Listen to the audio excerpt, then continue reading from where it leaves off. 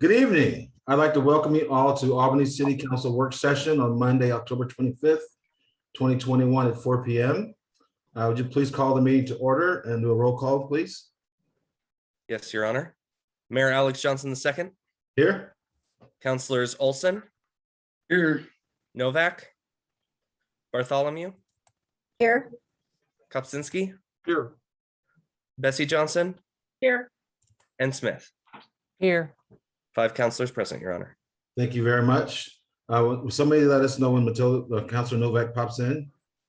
Business from the public, persons wanting to address the council during business from the public and or provide written materials for the public record must register to speak and attach materials at the city's website before noon the day of the meeting.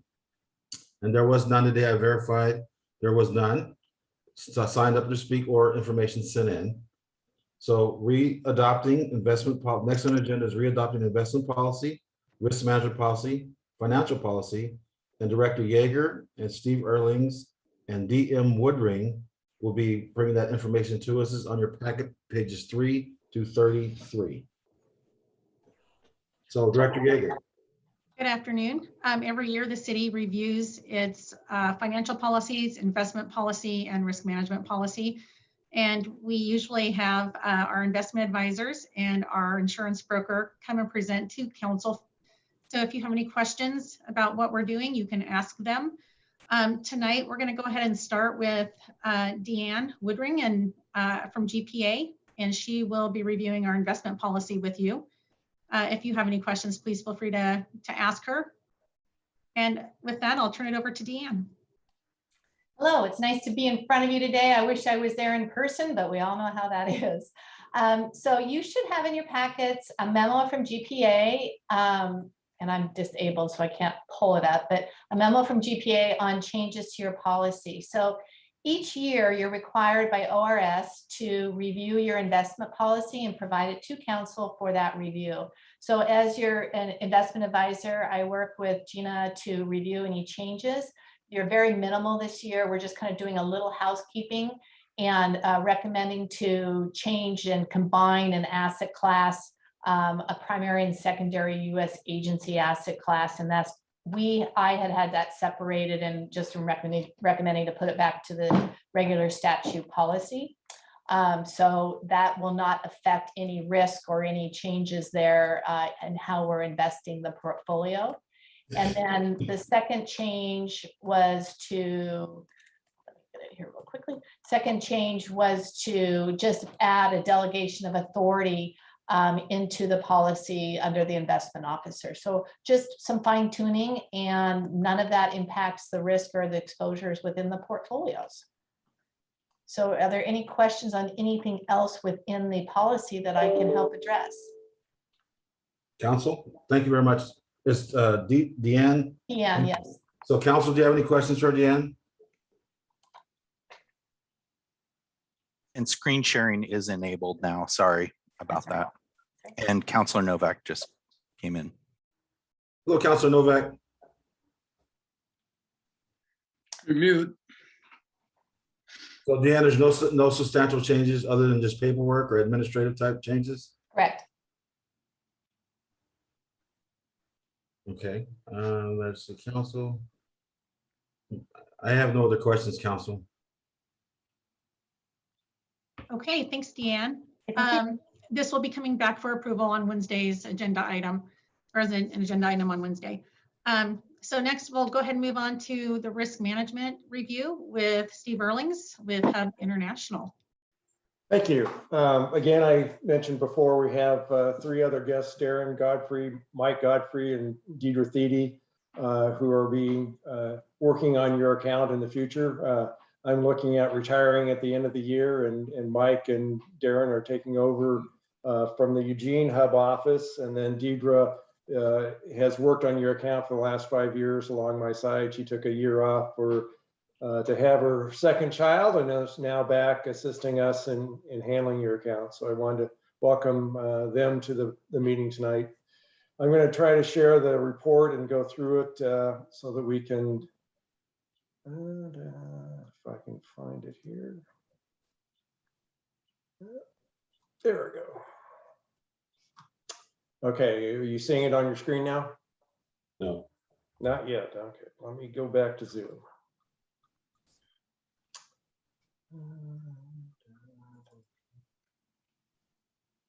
Is that better?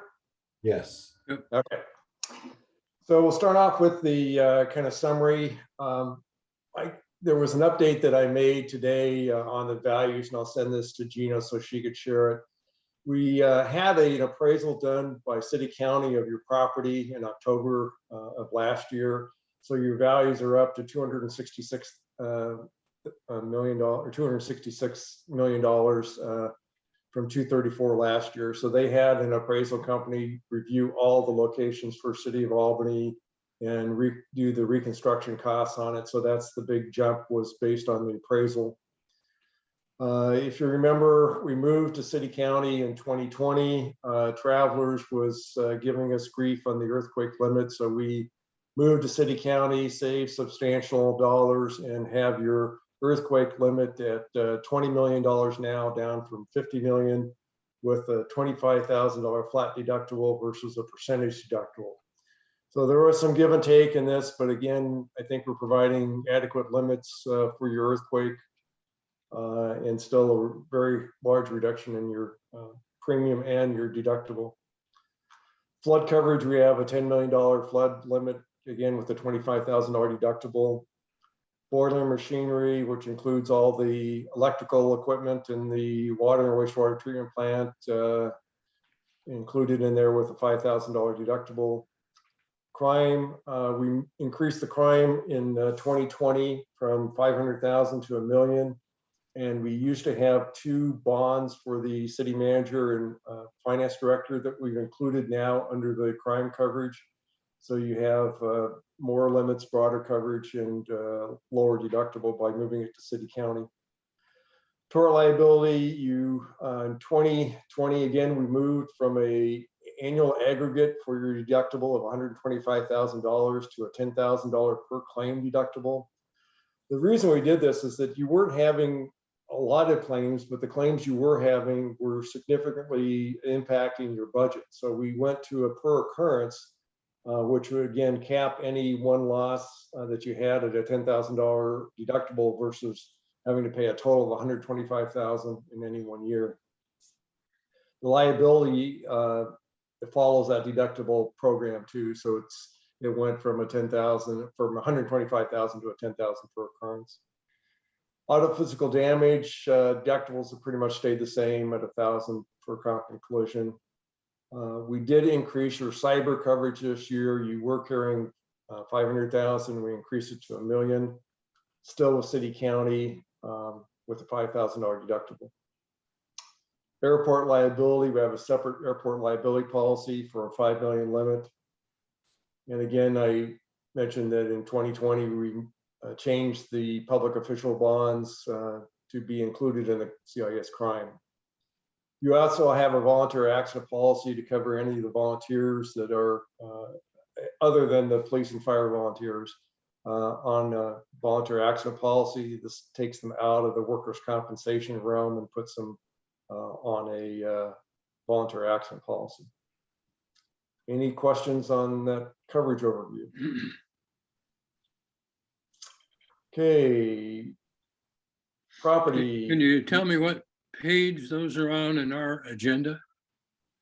Pages? I didn't get a copy of your agenda, Dick, so I'm not sure what page. Yeah, I don't see those spreadsheets in my I agenda. would 23, 24, and 25. Sorry, Dick. I'll wait till we get up to speed. Yeah, I apologize. This wasn't included in the council packet. I didn't have it in time to give it to Allison to include, but it will become part of the record. And I can send out a copy of it for everybody if you'd like to take a look at it before the Wednesday meeting. That'd be great. Okay. The overview totals are on page 24. Okay. Well, I see those, yeah, although they're kind of hard to understand. Well, we'll send this packet out to you. Again, I'll send the revised out to Gina tonight, and so she'll get it to you in the morning. Okay, thank you. Sorry, on the property section, again, your property premiums went up primarily because of the increase in the property values. You did have one loss in 2020. There's the aircraft damaged the visual approach slope indicator out the airport, and it was covered after the $5,000 deductible, and so CIS paid out an additional $799 to repair that. Under liability, again, your liability losses have been really ratcheting up in the last 3 years. 18-19, you've had 326,000. 19-20, 303, and in 2021, you have reserved today 285,000. So this is again one of the reasons we went to a per occurrence, because most of these are just 1 or 2 losses that are causing this these large payments out. A lot of it's defense costs. We have to pay to defend a lot of these allegations, and so most of the money's right now being spent on defense versus actual judgments being rendered against the city. Under liability, again, the police department's been hit with a number of false arrests and wrongful, some wrongful termination, some employment practices issues. You have another development claim that's pending for 165,000. Excuse me. Could you make this bigger? Because on my screen, I have a 24-inch monitor and it's pretty small. Okay, sorry. Let me see what I can do. There's an arrow. There you go. Plus a little more. There you go.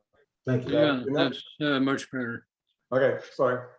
So again, you have the police being the bulk of the losses at 611, which includes reserves. You had a series of sewer backups that caused 130,000 over the last 5 years.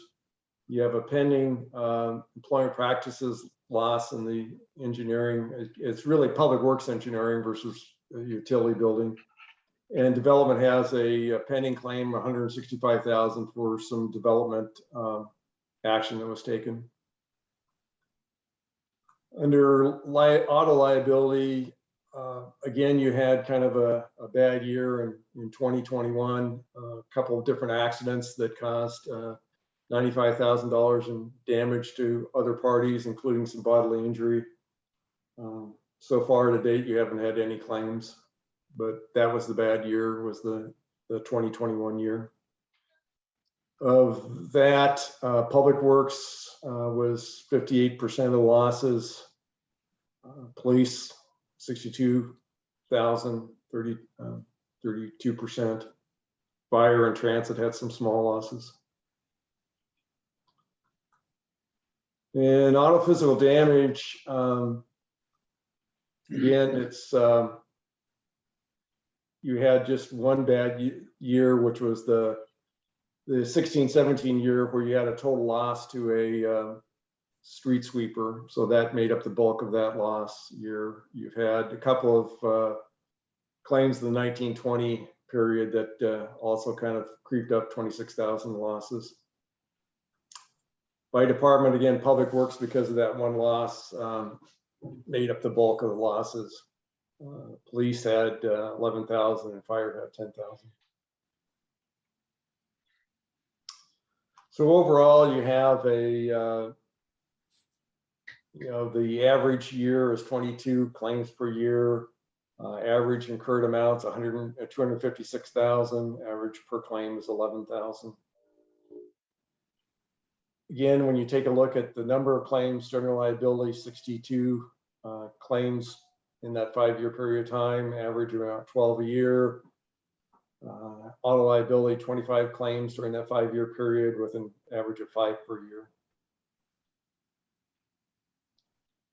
Under workers' comp, so this year, city county elected not to continue writing workers' compensation coverage. They elected to drop out. So SAFE agreed to take on any of the cities and counties in CIS and form a group within SAFE for them. So we renewed your policy on 7/1 with SAFE for a total premium of $927,000. So that's down slightly from where it was in 2021. Your experience mod is getting better. Again, it's going down each year. So it's right now at a 1.10. The goal is to get it under 1. You know, most public entities in Oregon have a mod under 1, but you've had some high claims years. The 16-17 year, you had 1.4 million losses. And again, 17-18, you've had really high years in losses compared to other cities and counties your size. So we hopefully, with support from SAFE and some help with some return to work things we're doing, we'll try to get your experience mod going forward below 1. Some of the things to look at, again, your claims frequency has been higher than normal. And so that's kind of driving some of it. The number of claims have been pretty steady in the high 40s, 50s. So it's been really a tough row for you for workers' comp. One of the things that we did with the workers' comp program, CIS offered it on a kind of retrospective rating plan where you paid for the losses over a 5-year period of time. With SAFE, you basically pay up front, and that full $927,000 is the most you will pay. With SAFE, you had a potential of paying more than that, and that showed up in the 16-17 year when you maxed out on the retro and you paid 1.4 compared to the standard premium of 900,000. So that difference was due to the type of plan you're on. Now going forward with SAFE, you're on a guaranteed cost, which you cannot go over the 927 in standard premium unless it's based on your payroll. So it is not loss sensitive like CIS's plans were. So if I read this right, there's no claims from June of 2021 so far? Not yet, no. Okay. Thank you. So again, looking at your losses, and I added some other numbers in here. Time loss claims are really the driver of your workers' comp losses. Every time loss claims you have means you have employees off of work and are getting paid to be off work. Fire departments had 86 claims, 44 of those were time loss claims. So again, over half of the losses with the fire department have been time loss claims. The incurred losses are $1.9 million. So again, a significant impact on your budget over the last 5 years. And 1,786 time loss days. So those are the number of days that employees have been off work and still collecting their pay from the city. But again, it's a significant amount. Same with the police department. They don't have as many claims. It's down significantly as far as number of claims of time loss versus total claims. But again, still 1,002 time loss days, and that drives that 763,000 in losses. So those two departments as a whole are really driving your workers' comp experience, and you paid out over $3 million over this 5-year period of time in workers' comp losses. So if that's one thing that the city can do is to take another concerted effort to look at the workplace practices to make sure the police and fire are lifting properly, doing training properly. Some of these police losses were training losses. Some of the fire losses were from the paramedics lifting patients heavier than they should be, and some other issues dealing with ergonomics. So these are things that can be looked at and changed. CIS is providing a loss control service, and we'll be working with the city still on taking a look at the losses and making sure that you're doing everything you can to mitigate those losses. we have an upcoming safety committee meeting where we review the losses every quarter. And that's going to be coming up later in February. So, or no, I think it's actually in December. It's next month. Yeah.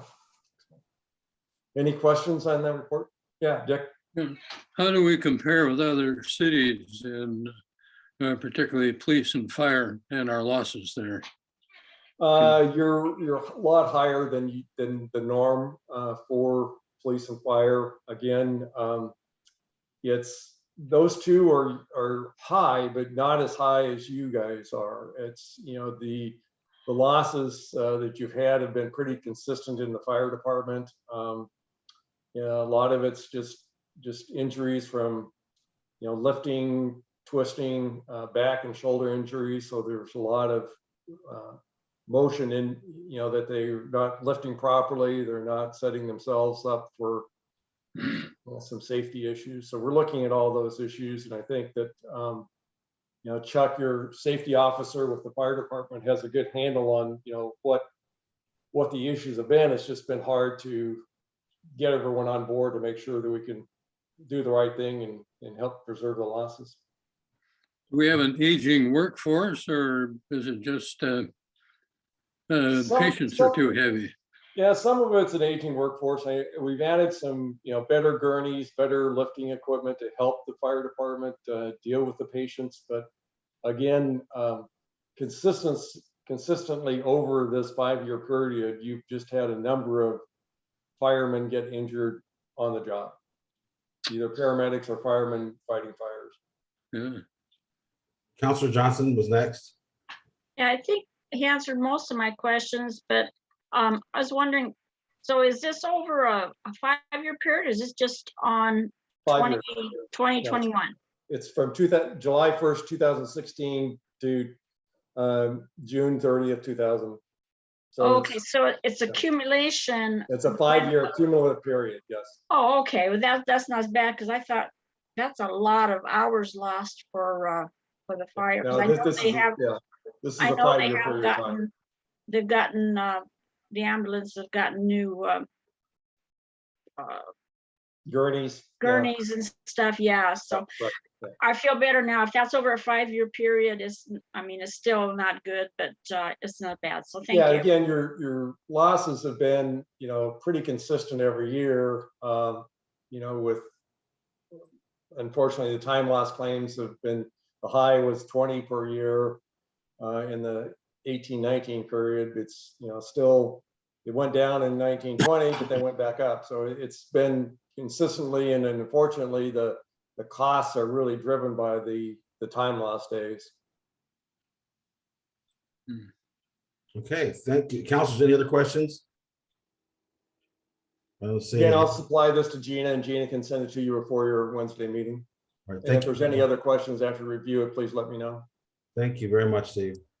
Is there anything else, Gina? Go Director Yeager. We just have the financial policies to review, and that will be me. You have the floor. Thank you. There's only one change in the financial policies this year. In our last budget review, the GFOA reviewers suggested that we include language in our financial policy stating what a balanced budget is. So if you look on page 30 of the agenda, we just included a line that says Oregon budget law requires a balanced budget, which means the resources in each fund must be equal to the expenditures and other requirements in that fund. We just added the definition. That's the only change we made this year. Page 30. Yeah, I saw that earlier. Okay. Yep, I see the red line. Okay. Thank you very much. Anybody has any? Yeah, I'm happy to answer any questions. Council, any questions for Director? I see Councilor Marilyn Smith has her hand up. Yes, thank you, Mayor. I just wanted to comment that it was, I enjoyed, which is a strange word to use, reading through the financial policies this time. There's something that's always included in the budget document and in our review of the budget, but this is way outside the budget cycle. It was nice to have that kind of hit you cold, and it was a really good review of how we put together the budget, why we do it the way we do, and a reaffirmation of the rules that we live by. And good thing to point other people to when they talk about the budget being out of balance or whatever. Not so. So thank you for that out of sequence reminder. I really appreciated it. And, Thank and I want to thank you, Counselor Smith. I want to thank Steve for his report. Being an insurance guy myself, it's really cool, and I can understand what people are talking about. So nicely done. Thank you. Thank you. Any other Gina, questions? do we have the other financial report, the update for the insurance risk management one? Is that coming up too? We have that. We just incorporated the changes that we had in the totally lost my train of thought there. Deductibles and the limits. Okay. Okay. Yeah. If there's any questions, just let me know, but I'll sign off for tonight. Thank you all. Good seeing you.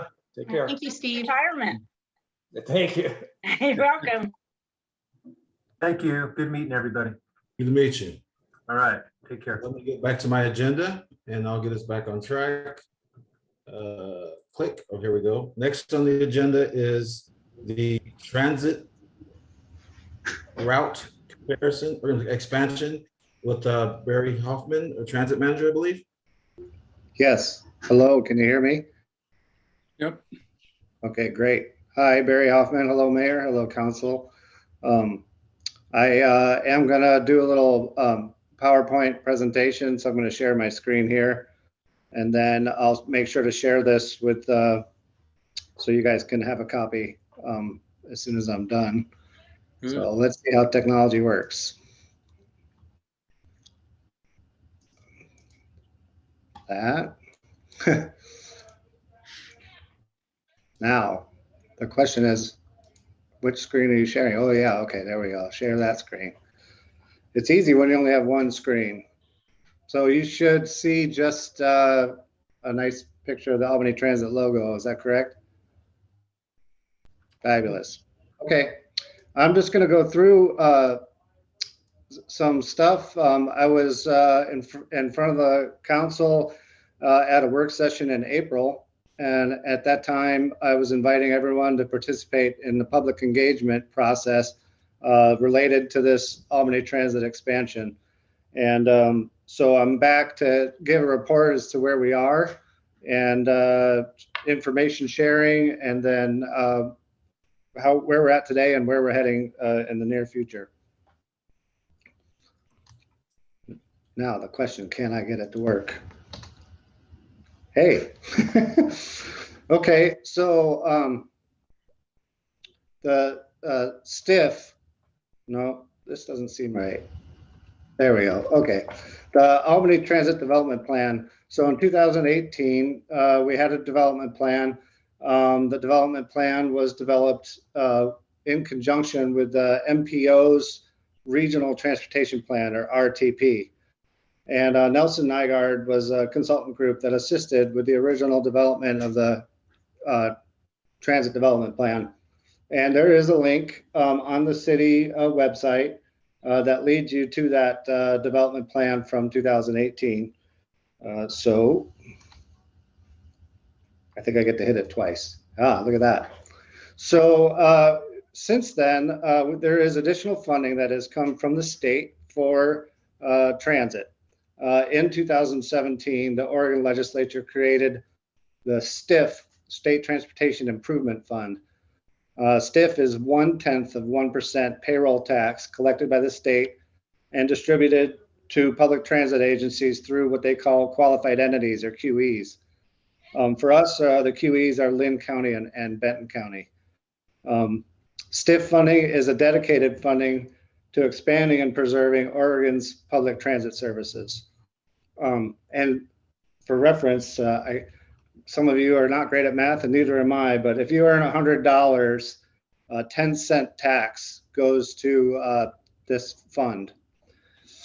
So in the 1921 biennium, the city of Albany applied for STIF capital funding from this pot, and we purchased two 35-foot new flyer buses. That was our first step to getting expanded transit service. Obviously, we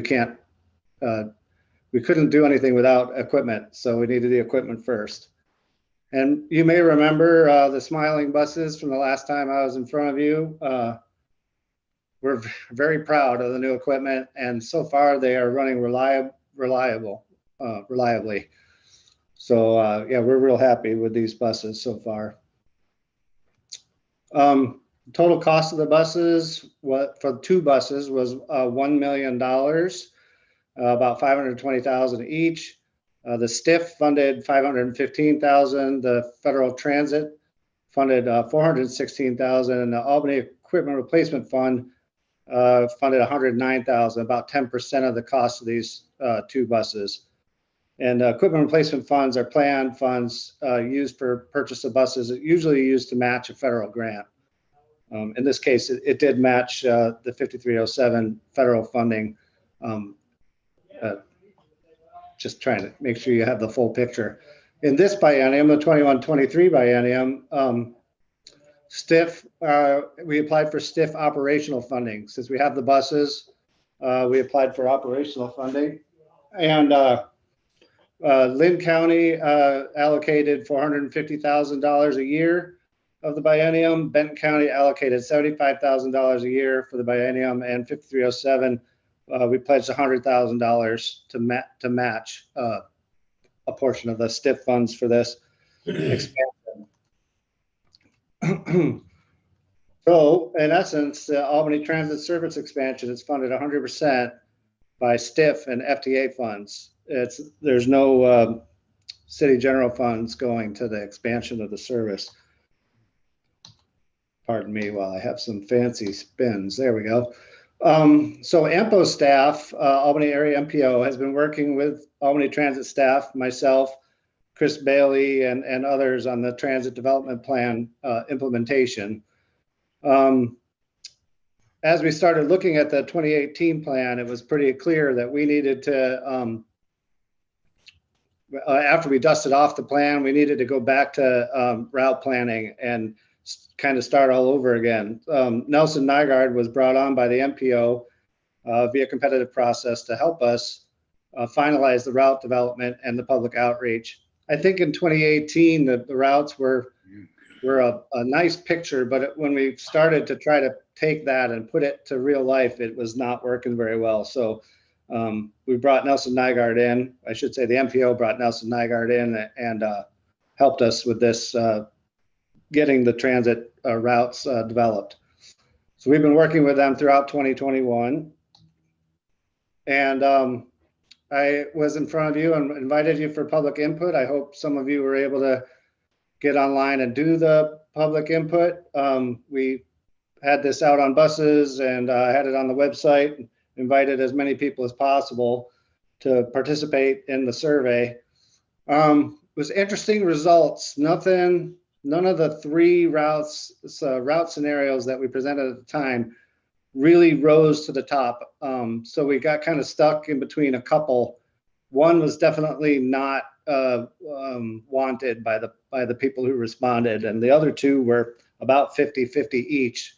So we put our heads together and decided we can decide which is going to be the best way for the Albany transit system to develop, given those 2 options.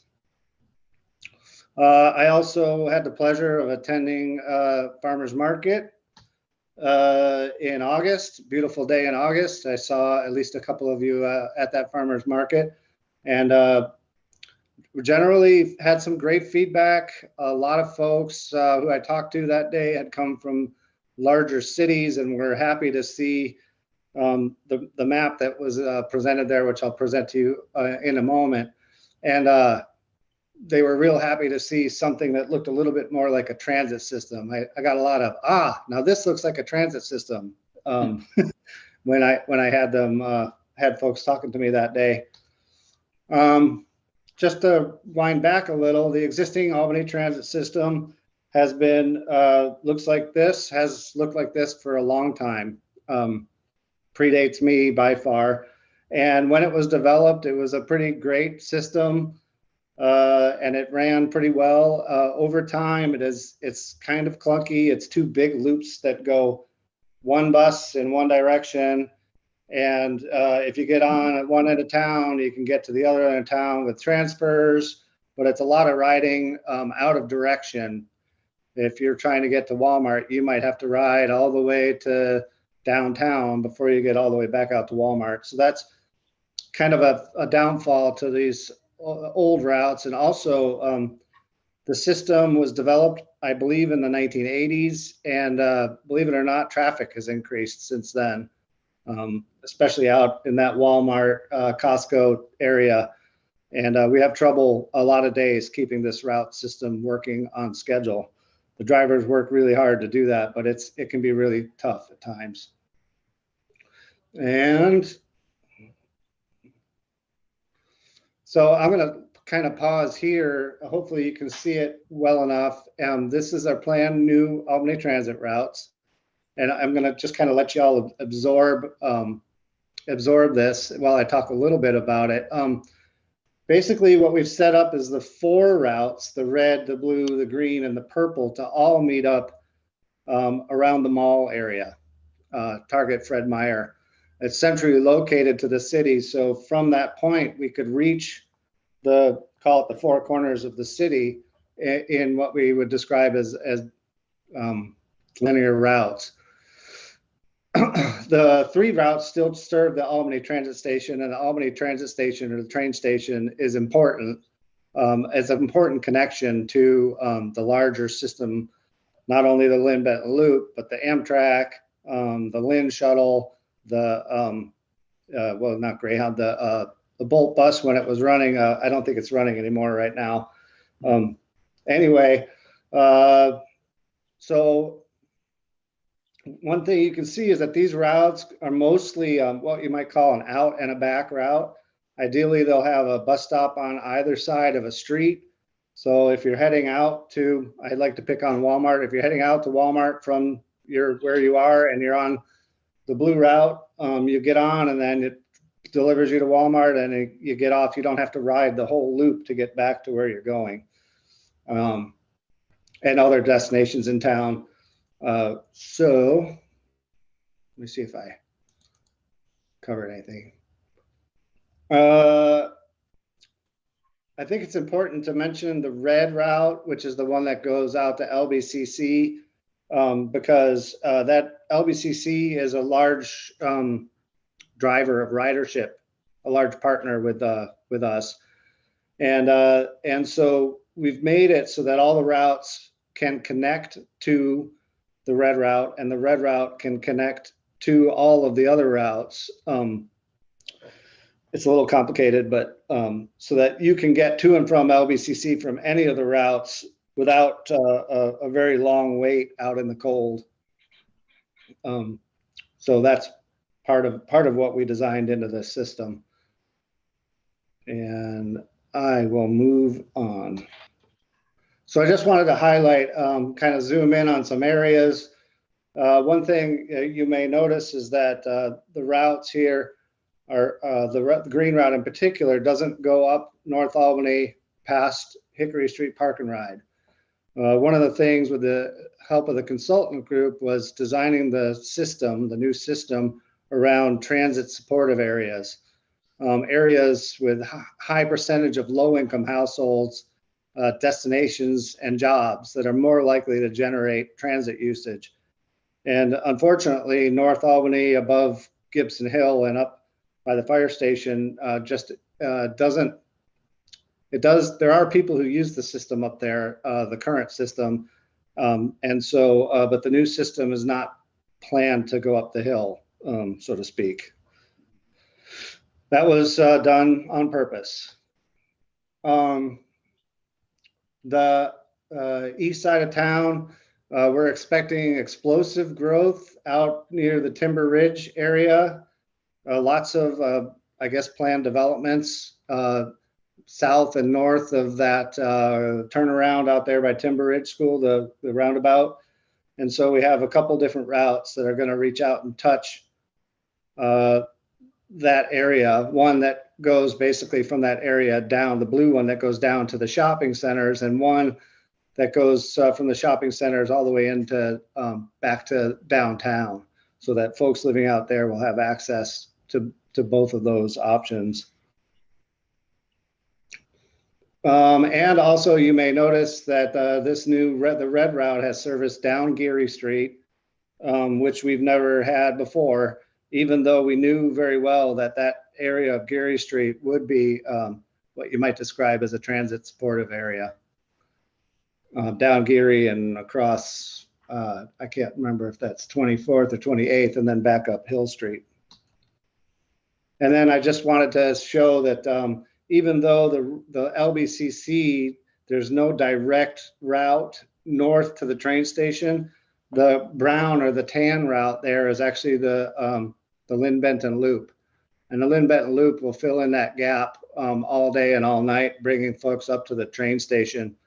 In the past, you had to transfer off the loop and onto our Albany transit system to make that connection. And now you won't have to do that. The loop will be making that, we'll be providing that service. So that's a high overview of the routes. I'm going to move on a little bit. I'm sure you're going to have questions, and I'll pause, or if you want to interrupt me, you certainly can. Some positives and negatives. More routes is more options for getting around. It's, out and back style routes is more frequent service along corridors. So even though these routes, and I will go back up to this, each of these routes is an hour loop all the way around. But if you're in the middle of that loop, a bus is going to be coming by, let's say half an hour, and then go do the other end and come back in a half an hour. So it's more like half-hour service, even though out at the ends, it's only going to come by once an hour. I know that's a little confusing, but there's more direct service for many common trips to the mall, to downtown. New routes are going to be timed together for optimal connections. And the routes are planned to better serve West Albany High School and South Albany High School. And that actually was before the request that we had recently, which was to help them in their time of need with driver shortages. This was part of what we were aiming for anyway. And the biggest thing, this service is designed to run on schedule. So hopefully, barring, traffic accidents and or construction, which we can't help, the service will run on time, which our current service struggles with. Some other things, some areas lose service. North Albany, north of the Park and Ride. South Albany below 35th Street on Waverly. If you need me to, I'll back up so you can see. Currently, we go down to Del Rio on Waverly and then back up the other side of South Albany.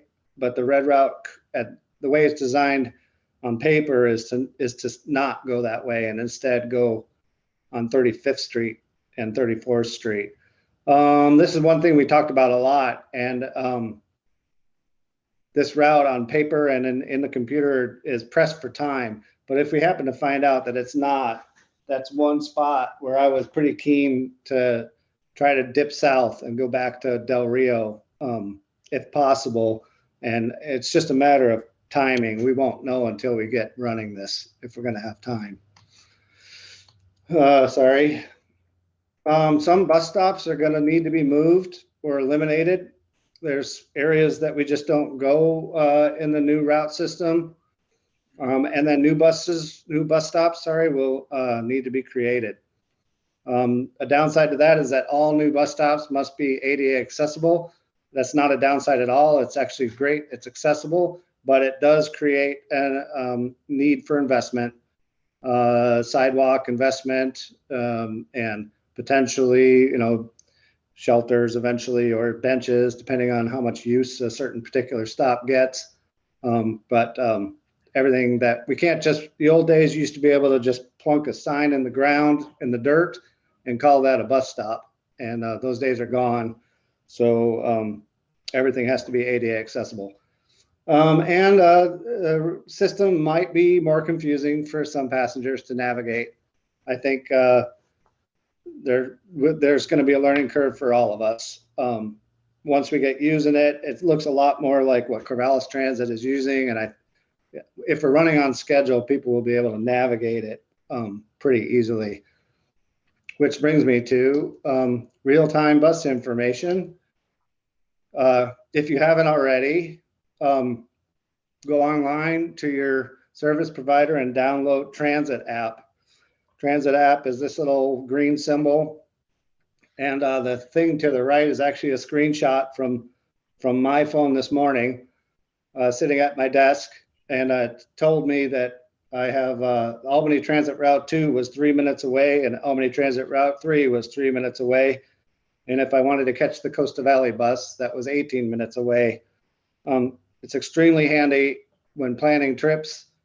I've used it myself to get around town, and actually took the Costa Valley last week and went to the coast with my daughter. And I used Transit app to know when my bus was going to be there, and it's real time. Also, hopefully this will work. I'm going to click on this link to our own website, and I'm going to drag over our own website. You can see on our website, maybe if I can get it to work. And of course, it's not going to work for me right now. But on our website is real-time bus information as well. If you select a route, I'm going to try Route 3. There it is. We should be able to see the bus moving down the route, which I'm not seeing at the moment.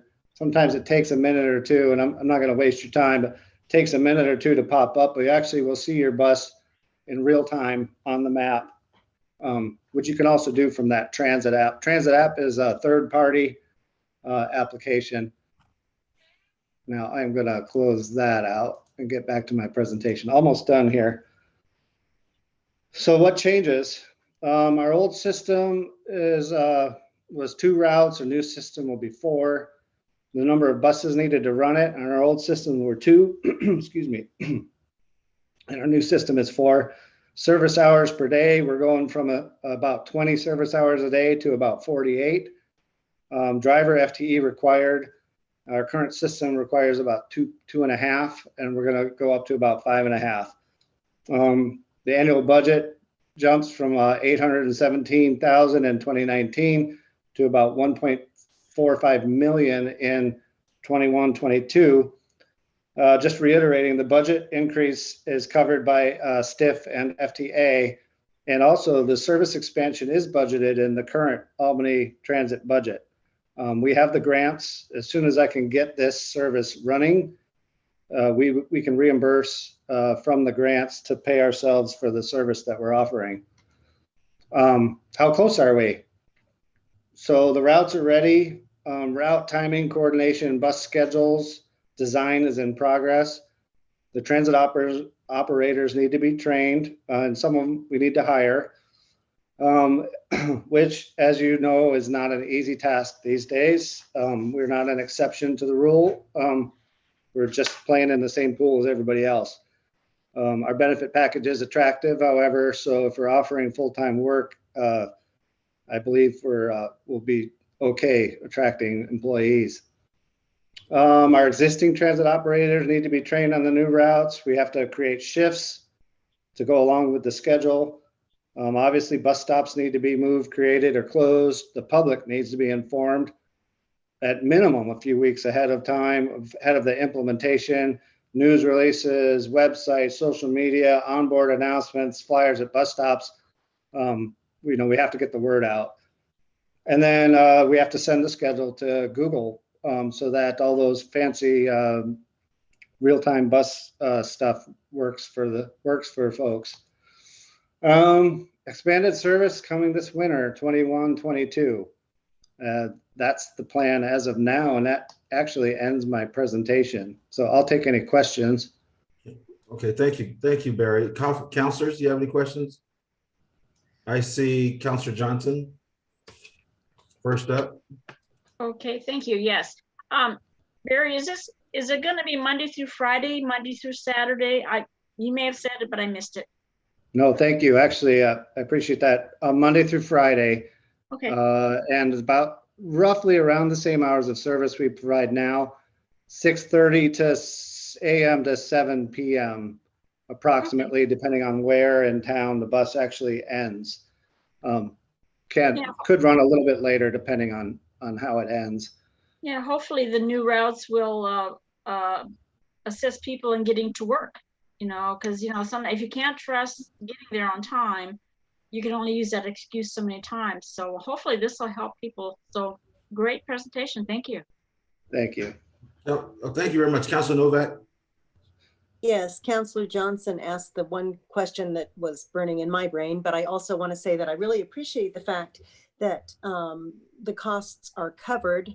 Does that also include, and I'm not sure that you said it did, the need for making ADA compliant bus stops, more of them? Actually, no, I'm shaking my head yes, but I'm acknowledging that you're asking the question. Okay. The short answer to that is no. That doesn't include the need for the infrastructure improvements. A lot of those improvements can go in conjunction with already planned road and or sidewalk improvements. Some of them can be borne by capital grants that we can get our hands on. The next thing we need to apply for. And the system will become more useful to passengers as we get more stops on the routes. We'll be a little handcuffed at times with we really want to put a bus stop in this location, but cannot because there's no way to make it ADA accessible. Yeah. Thank you. So my question, Councilor, any other questions before I ask mine? Thank you. So one of the things that we all hear as city councilors and the mayor is that, people can't make it to the meetings, they don't have a way home. So is there something we can do about going from, instead of 6, 7 o'clock on city council nights to 8? Because I think it will give people opportunity to participate in local government and show up to the meetings once we start having meetings in person again. And then what is the cost for this? Is there a cost?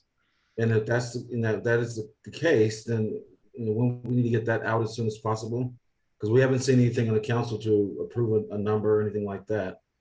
So can you speak to those two things? Okay. The first one is it's been brought up many times in the past about being able to get to and from council meetings via transit, and I 100% appreciate that. It's not an impossibility. Obviously, all it takes is money to run the transit system later, and or one route. In a system like this, one route is not necessarily going to get you to and from your home. You Right. kind of have to run the whole system to that time of night, and that would increase the cost beyond what our grant is for. But that doesn't mean, Mayor, that we can't apply in the 23-25 biennium for what that increase cost might represent. And I don't know if I would do it just on council nights. In my opinion, I would do it. Well, I guess we'll see what ridership looks like, but Right. it would make more sense to me to do it all the time if we apply for the money than it would be to just do it on council nights. Yeah, on council nights only becomes a little bit tricky because it has to be open to the public. It has to be a planned route. So it has to be published, open to the public with designated bus stops in order to receive FTA funding. Okay. So it gets tricky. You can't just provide a shuttle to and from people's houses with federally transit money. Okay. Thank you for that. And again, the cost? Are the costs for this expansion? No, per ridership, per rider. Cost per rider. That's another tough question. I'm not going to be cagey, but depending on the year you look at, over history, our cost per rider was about $5 per ride. During COVID, the ridership clearly plummeted. And without LBCC and OSU and business, and a lot of folks, particularly during the lockdown, not moving around, we were operating the service and there were not very many people on it. So that hasn't yet been tabulated, but it looks really bad on paper. You really have to kind of discount 2020 and go back to 2019 to see what our service is capable of doing. Nationally, I'm reading that transit services are bouncing back to about 80% of what they did pre-pandemic. And it's going to take a long time to convince people that getting in a bus with 40 other people is a good idea. I understand. Yes. Yeah. So thank you. Councilor Kopsitsky, you had a question or a comment? Yes, just a comment about doing it possibly during council meeting times. I think it would be incredibly difficult to plan the return route process for the system simply because we have no idea when the meetings are going to end. So you're going to be having people, the buses just sitting there twiddling their fingers, wasting diesel, waiting for our meeting to end, and then start a route that's going to pick up 7 or 8 people that are going to go from every end of the spectrum for the route, which I don't think is realistic to have happen. Thanks. I think you're probably right. And obviously you know better than me. Many meetings go till 9, 10 p.m., especially when they were in person. I don't know how that could be easily addressed, but I'm sure it could be. Anyway. Thank you, Councilor Kopsitsky. Councilor Smith had a question or a comment. Yeah, just to follow up on Councilor Kopsitsky, that's one of the reasons why we plan to continue offering meetings in a hybrid format when we start meeting in person again, to increase participation for people who can't get here for whatever reason or can't get to City Hall.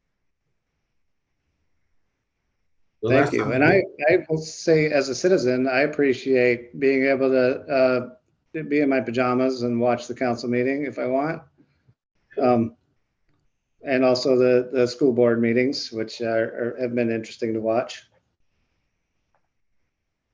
All right, thank you, Councilor. Thank you very much, Barry. Is any other councilors have any other comments or questions? Councilor Bartholomew, okay. Thank you very much for your presentation this evening. Thank you very much. Let me get back to my agenda. Next on the agenda is business registration with Seth Sherry on page 34 and 35. Good evening. I'm here. You have the floor. Mayor, if you're ready, I'll just kick it off then. Well, I sent you all this memo to look at. Now, I want to be clear, I'm not here to pitch a business registration program to you per se, but rather talk about a need that exists in our community and some best practices that could be adopted to help meet those needs and promote a more vibrant, resilient economy here in Albany. As I noted in my staff memo to you, this is not the first time I, as the economic development manager, and you as the council have spoken about the potential for a business registration, but the council composition has changed somewhat since last summer when we had a formal discussion on this, and several of you have requested that we revisit the topic. So as you know, our economic development team is not big on creating new regulation for and barriers for business, but rather we've built a reputation for some creative problem solving and helping folks work towards a pathway to yes, and then making sure they know how to get there. We work hard to share business development opportunities when we become aware of them. Those might include things like overseas trade missions through the state grant and other programs that are designed to support women, veteran, and minority-owned businesses. And of course, disaster relief, as it was in this last case of COVID. Since I started talking or working with the city in 2018, it was painfully obvious that neither we, the city, nor any other economic development partner, for example, the Chamber or AMADEC or the SBDC or anyone else, had a comprehensive or efficient way of contacting the business community. I'll just say the business community, it's a big group of people. So if we fast forward then to the onset of COVID and the ensuing year and a half, we spent countless hours along with our economic development partners, including the AVA and the ADA and many others, trying to get the word out on business support to help our COVID affected businesses. That included grants and loans and seminars and counseling and every other thing that was out there to try to support and buoy up the business community.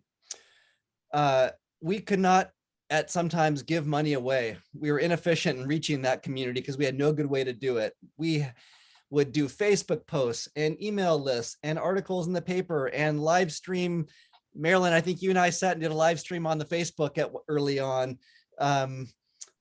We did Instagram posts and everything else. In fact, the effort was so inefficient in trying to reach the business community without a registration or an inventory list of some kind that Lynn County, at one point, you might recall, I think spent on the order of $75,000 to pay for a single person's time for 6 months to literally go around and knock on doors of businesses throughout the county to make sure that they knew or could be aware of business support resources that existed here at the county level.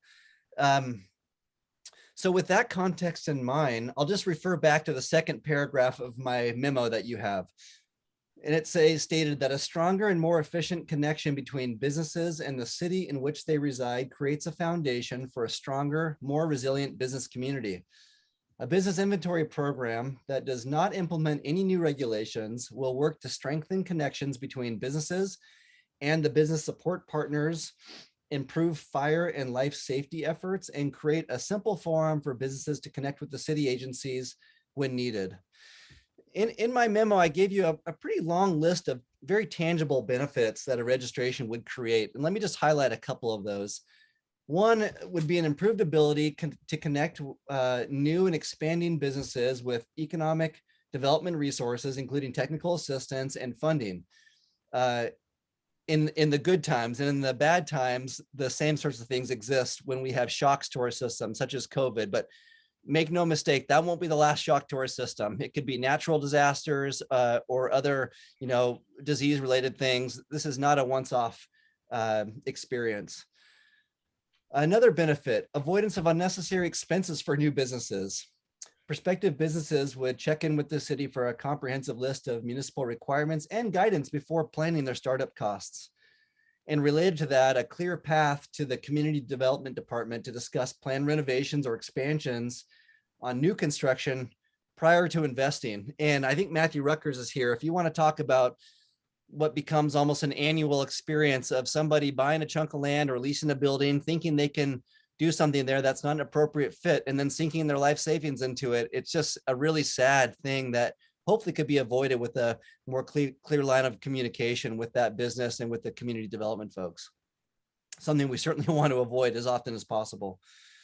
And then also having a clear path, or pardon me, I'll just note the fire, life safety, and crime prevention. While there are some connections between the fire department and businesses, and they do somewhat regular visits to businesses to check on how they're storing materials that may be flammable, they often are not able to do that on a regular enough interval. And in the interim, on a 2 or 3 year interval occasionally, in the interim, businesses expand what they're doing, offer new sorts of material that they're selling or what have you that could affect their fire safety. And I know Shane has commented on a number of occasions that whether it's situational awareness or being proactive and reaching out to those folks, having an updated registry would sure be helpful for them. And the same goes for Chief Harnden in terms of proactive. I'm sorry, I'm at a loss here. Proactive help to those folks to the business community around crime prevention and so forth. Now, as I noted to you in the memo, if you, the council, want to pursue a business registration, there is a module which is actually free to us to acquire from our current community development software vendor, which is called Acela. It's ready to go. It's a business registration module. It's used all over the country with our other customers. It's mobile friendly. It never requires someone to come into City Hall to use it. It's got all the built-in features and data management that we would need, and it looks to be a great fit.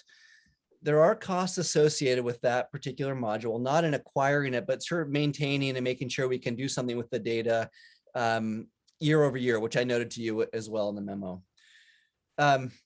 It's not the only option. I'm totally upfront about that. There's a spectrum from a voluntary inventory where folks can, on a semi-annual or once a year or whatever basis, they could volunteer their most up-to-date email address as a connection point to them. And on the other end of the spectrum is even like a business license, which we're not advocating for here. There is a spectrum, and I think it's fair to say that across that spectrum, you would make concessions depending on which tool you choose, and being upfront and understanding what those concessions are in terms of efficacy is important to discuss. So like I said, there's a spectrum of opportunities here.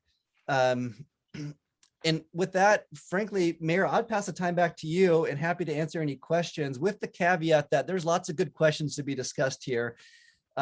This was meant to be more of a primer than an exhaustive proposal to you, and just happy to have this discussion with you and see what you want to do next. Thank you, Seth. Council, I see that Councilor Johnson was the first with her hand up. Okay, yeah, thank you. I will say, Seth, since the agenda was posted, I have heard nothing but, oh, it's just a way for the city to make money and to get into businesses' pockets, more regulation. I mean, it was like, okay, my head was going to explode. A question I have is, businesses have to register with the Secretary of State. So would not it be possible to get a list of the businesses from the Secretary of State and then use that? You know, I mean, it might cost a little bit to get the list, but I'm just thinking that that might be a better way, because I don't know. I went back to read the minutes of the meeting in July of 2020. And I know it was Councilor Sykes that brought it up, and his reasons were because someone was doing businesses without getting permits and stuff like that, and so they weren't, I don't know if they were registered, and then I said to keep it on the table. I'm not sure now. I mean, if we could get the information from the Secretary of State, we would have the list. I just want to hear what other counselors say. It's, I mean, I have been barraged with, don't you dare, you know. If you like, I could speak to that a little bit, if you like. Look, there's, at least not by me, any desire to create some kind of new regulation or even give that option to you. That's not what we're talking about, of course. So here's how the Secretary of State's office works. You are required as a business to register with them annually and pay your $100 fee. I've done it myself with their own little LLC that we have. In that process, you can actually go ahead and get that list from the Secretary of State's office. I've looked at it many, many times, statewide and down to the Albany level. What it does not provide to you are two, I think, critical pieces of information. One is an email address. First of all, it's the business doing, the doing business as is the name of the contact there. So lots of folks do business as the name of one business, but that's not really we're connected with here. And there's no email addresses listed. I am not sure, and again, having gone through this recently, I don't think you're actually required to provide an email address to the Secretary of State's office, but regardless, they are not sharing this information out. We've talked with them at length, and actually as a region, the economic development practitioners and others have actually banded together to request this information. They're not sharing it at this time. There is a request on the proposal to the Secretary of State's office to see if they'd be willing to share that list, inclusive of email addresses, in the time of an emergency. But beyond that, they weren't willing to entertain anything. And I also mentioned that there's a couple deficits. So one, we're not really sure about email addresses. We can't get it from them for starters. And then secondly, there's actually no demographic information gathered. So what I would suggest is, if you wanted to pursue this, to include some voluntary demographic information. And the reason that's really important is there has been I can think of 3 times in the last couple of years where there's been specific business support, development, and grant opportunities from the state or other organizations targeted at women-owned businesses, minority and veteran-owned businesses. And there is nobody who's collecting any of that demographic information right now, including folks like the chamber who have a small list of, they have a few hundred members within the city of that has actually 1,700 businesses. And they don't collect that either. So again, at a major deficit if you want to do targeted outreach or opportunity sharing with those folks. So as it stands now, it's not an option to get that information from the state. Although I appreciate the fact that folks do have to register there annually, and this would be a slightly different purpose, frankly, at the city level. So I'll stop there. Okay, and I'd like the couple of options, the voluntary one, you could advertise it and say, this is why we're doing it, no fee. I mean, just we want your email addresses, that's all. So, okay, well, thanks for the information. You're welcome. Thank you. Counselor Smith was next, then Counselor Novak. Thank you. I just wanted to add to what the topic that Bessie brought up and what Seth was saying. I don't know. I've done my own checking with the Secretary of State's office, first as a newspaper reporter and then later working for the city, looking for information about various businesses for contact information and so on. And I don't know that they provide any information about what actually goes on behind the door of the business, what's stored in the closet, what's in the basement, what's out back, what kind of things they sell, what can go boom in the night. That's the kind of thing that a business registry with the types of information that Seth was talking about, the city gathering, we would have that information and we would, emergency responders and customers would be able to know what they were getting into when they walked in the door to buy something. So I think this is a really important program. To me, it's as painless as providing a Kleenex to somebody with a runny nose. I've seen way too many businesses sink lots of money into something that turned out being a deep hole. And then of course, our emergency responders are getting into situations that they didn't anticipate because we simply didn't know. So that's all I have to say. Thank you for your time. Thank you, Counselor Smith. Counselor Novak, you're next. Thank you. So Seth, you stated that there has been a reinvigorated interest for this and that staff was asked to come back with a plan for consideration. I couldn't find that in the minutes anywhere. And I will tell you, my experience with this has been constituents being very much opposed to it. As a business person myself, I can't support it. The Governmental Affairs Committee, when you presented to them on October 29th of last year, they were resoundingly against it, as the chamber has also been. I can't support it. I mean, if you want to do something voluntarily where you reach out to local businesses for their email addresses, okay, but I was contacted, let me back up. My restaurant was contacted by your offices, and I guess that's because we have a care loan, and so you have all that information on file. I don't know. I would just, I don't see that this is a boon to small businesses in any way. I see it as just the opposite of that. I can appreciate that you're wanting to be helpful. Absolutely, I can. But if you wanted to do anything here, I think it needs to be 100% voluntary on the part of any business. Small business, larger business, interstate commerce type businesses, it needs to be 100% voluntary. I can't support the creation of a registry. So again, for the reasons I've mentioned, the chamber's against it, the Governmental Affairs Committee is against it. As a small business person, I think it's not helpful, although I can appreciate that you're trying to be helpful. I just don't see that it's that at all. And I'm opposed. Thank you. Counselor Kopczynski. Thank you, Counselor Novak. Counselor Kopczynski. Well, I'll just take the opposite tack for the reasons that Seth has stated and eloquently stated by Counselor Smith. I'm very much in favor of pursuing this.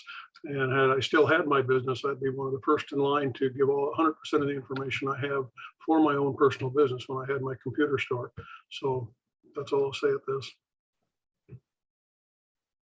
Well, if I could say one more thing, some businesses, it's very clear what they are, like a business that has restaurant in the title is obvious what it is. Some businesses are less obvious by what they're called, and that's a fact. But again, I would say this sort of thing needs to be entirely voluntary. Councilor and Novak, I'd appreciate if you Yeah. let me acknowledge you before you take the floor. I'm sorry. Thank you. So go ahead and finish your thought, and I'll go to Councilor Bartholomew.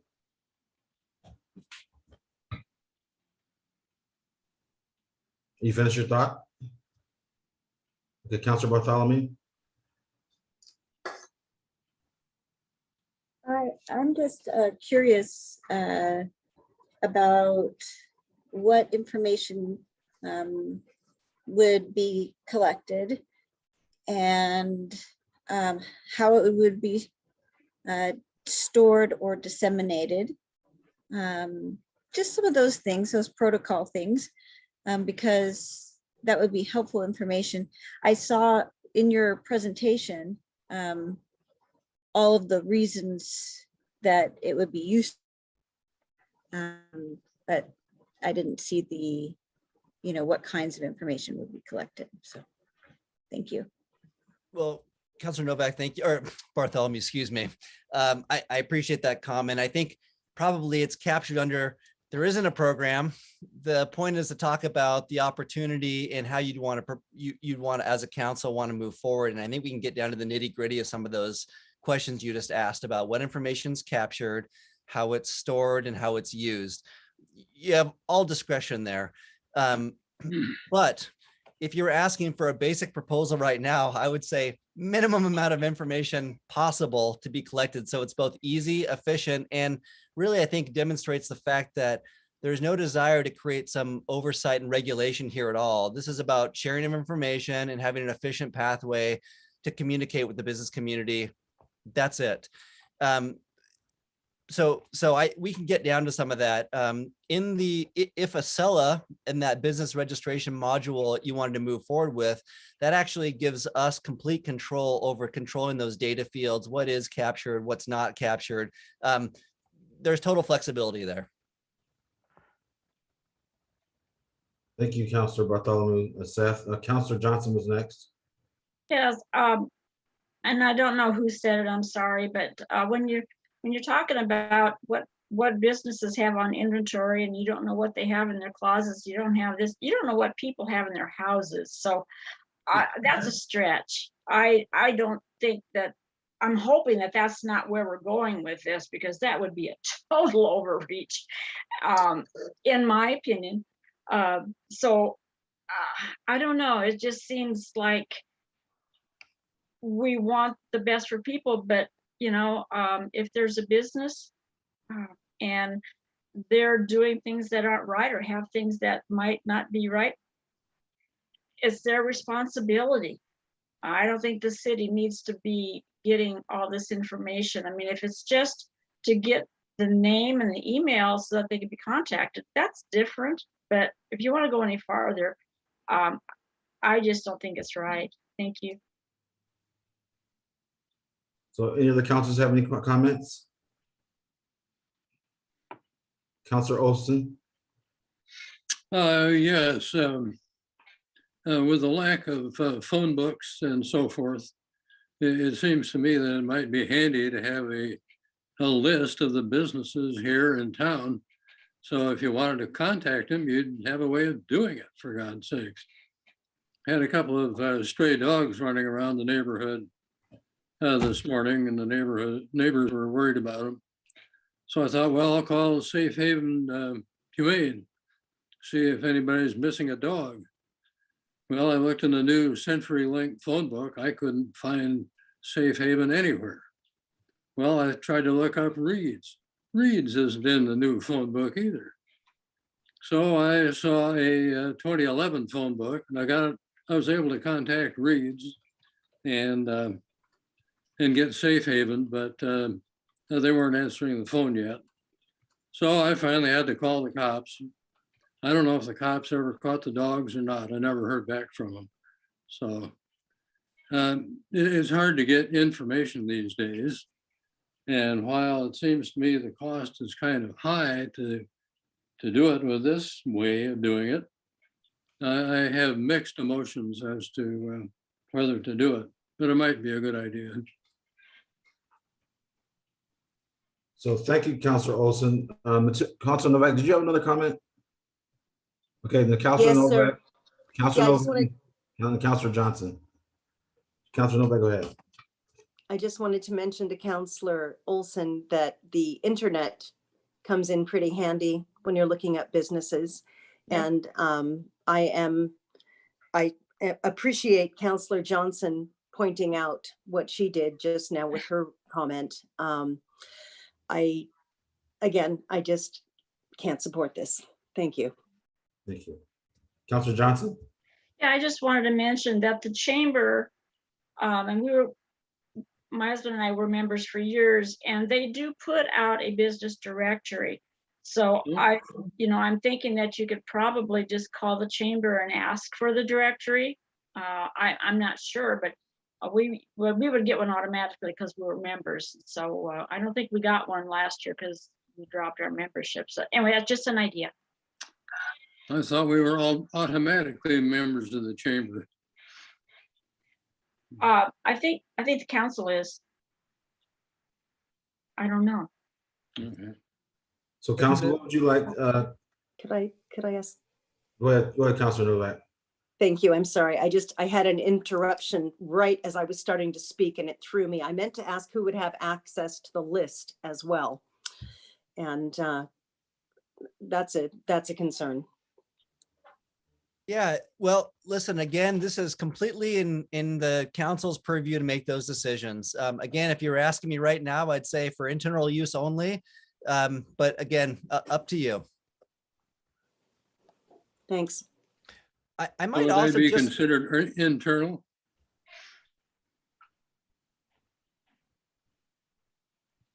Probably not.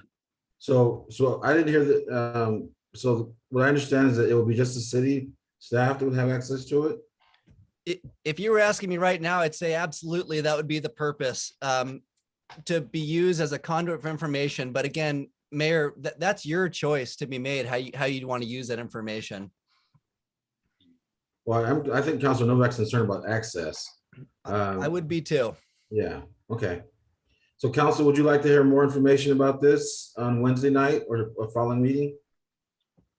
Yes. Yes.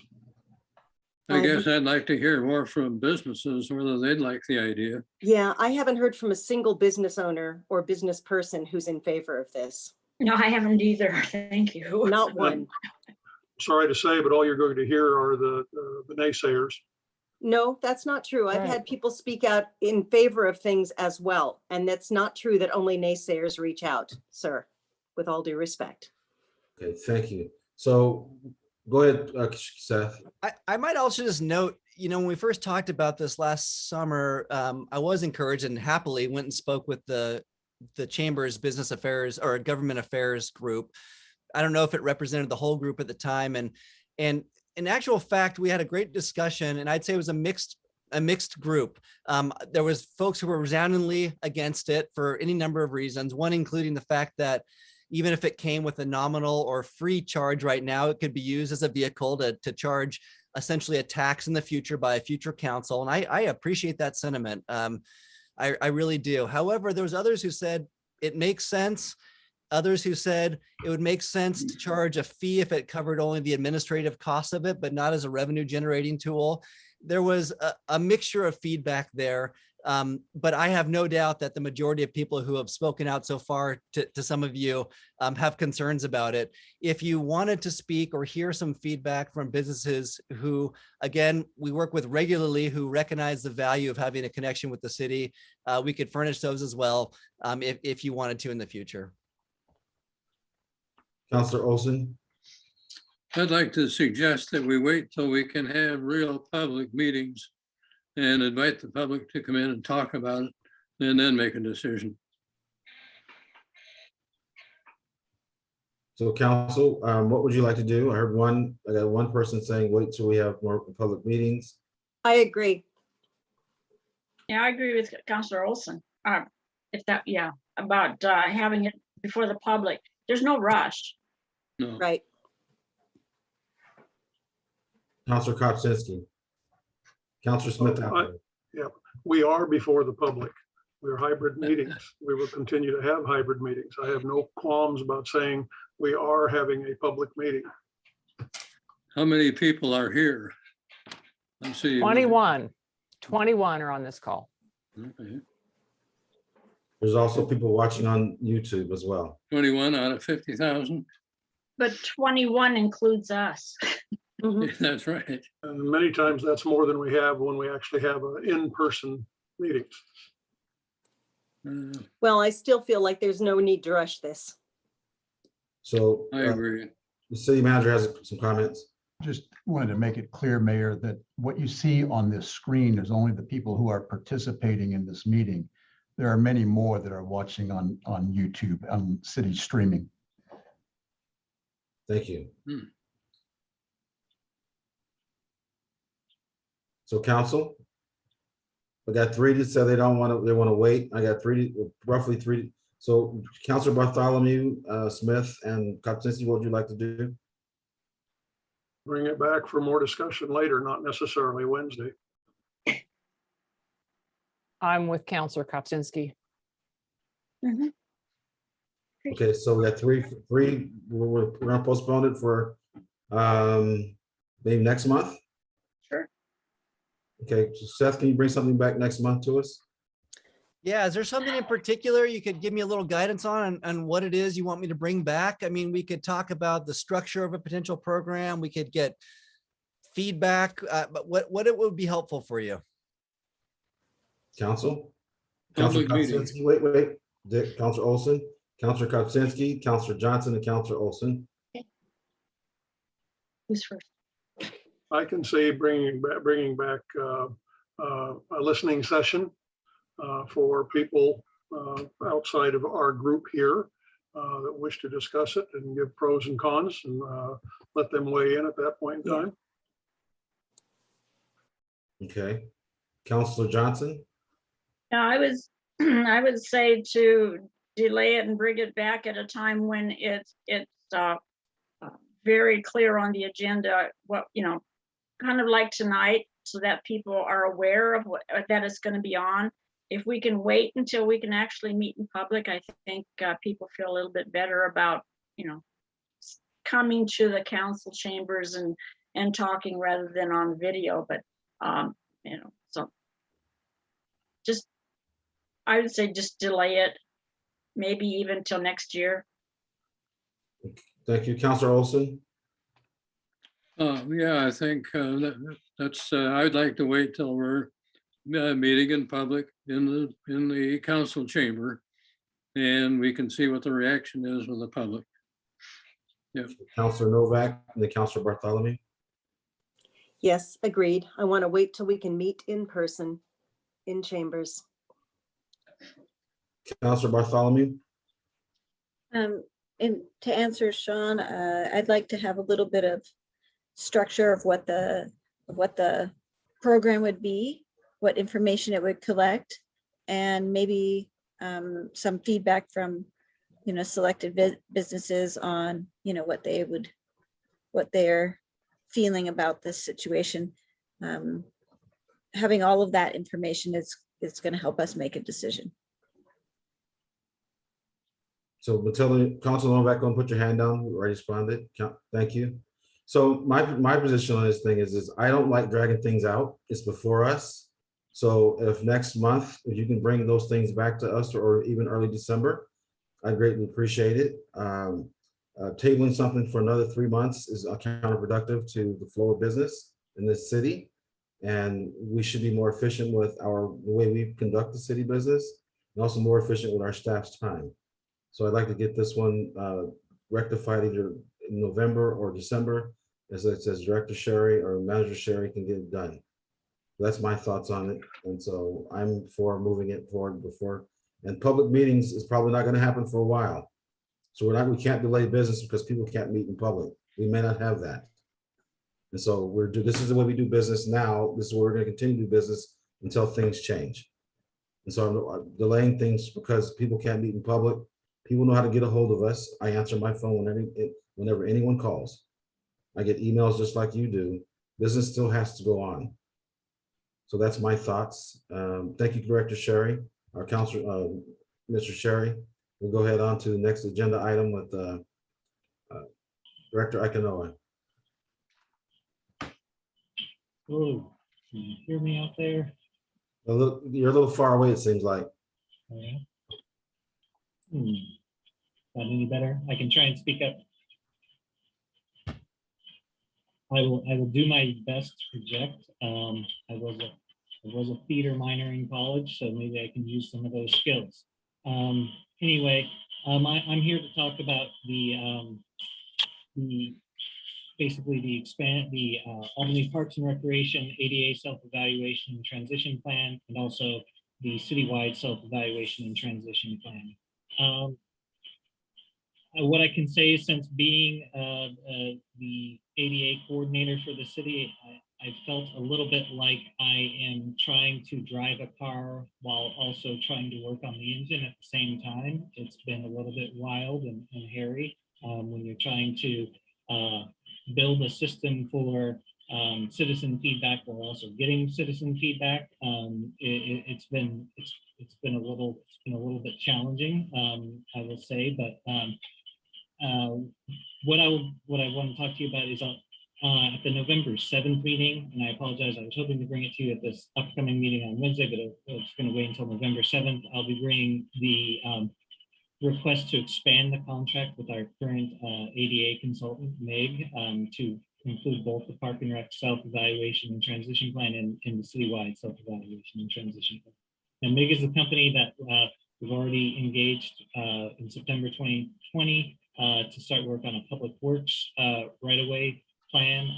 And I will ask Stacey Valcastro in a few minutes to kind of talk about where that plan is and what the progress is, because the way that process is going, both of the future plans will kind of mirror that plan.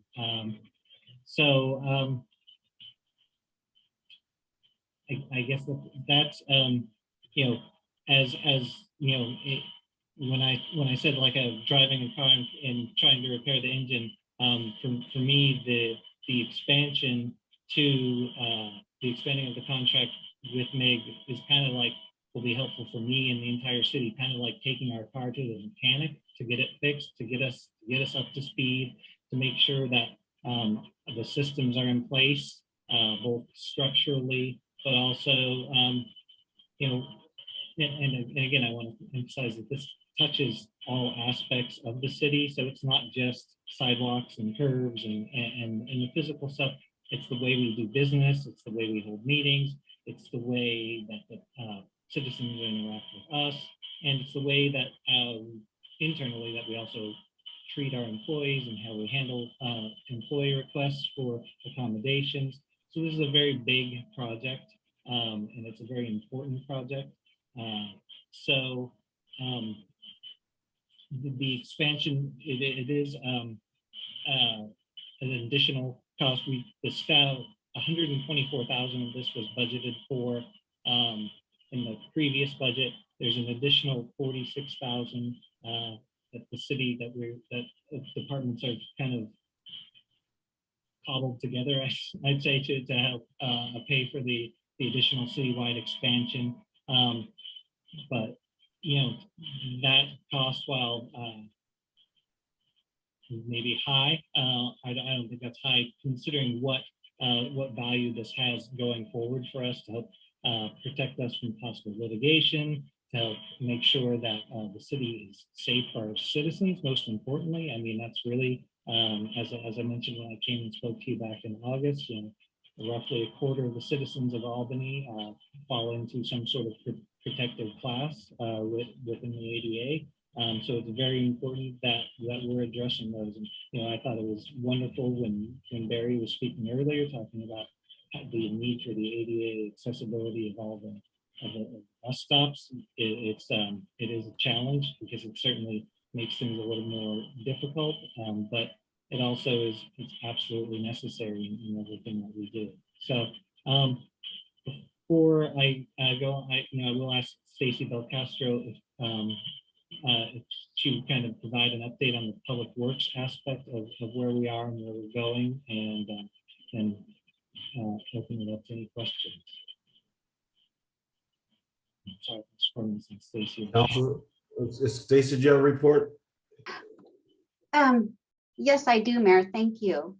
Thanks for the opportunity to provide an update on the Public Works project. It's been about a year, I think. It's hard with COVID, time just is different, but yeah, it's been about a year since the council awarded the contract with MIG. The work up to date has primarily been on the self-evaluation part of the project.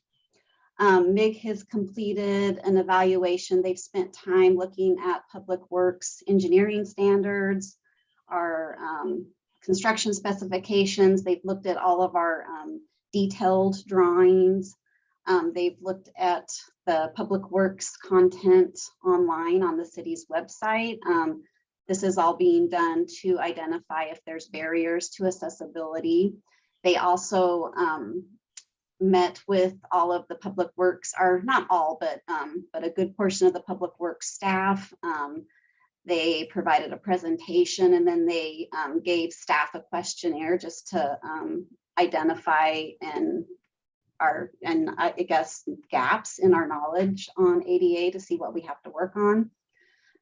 We've worked on outreach to identify people that are participating in a focus group.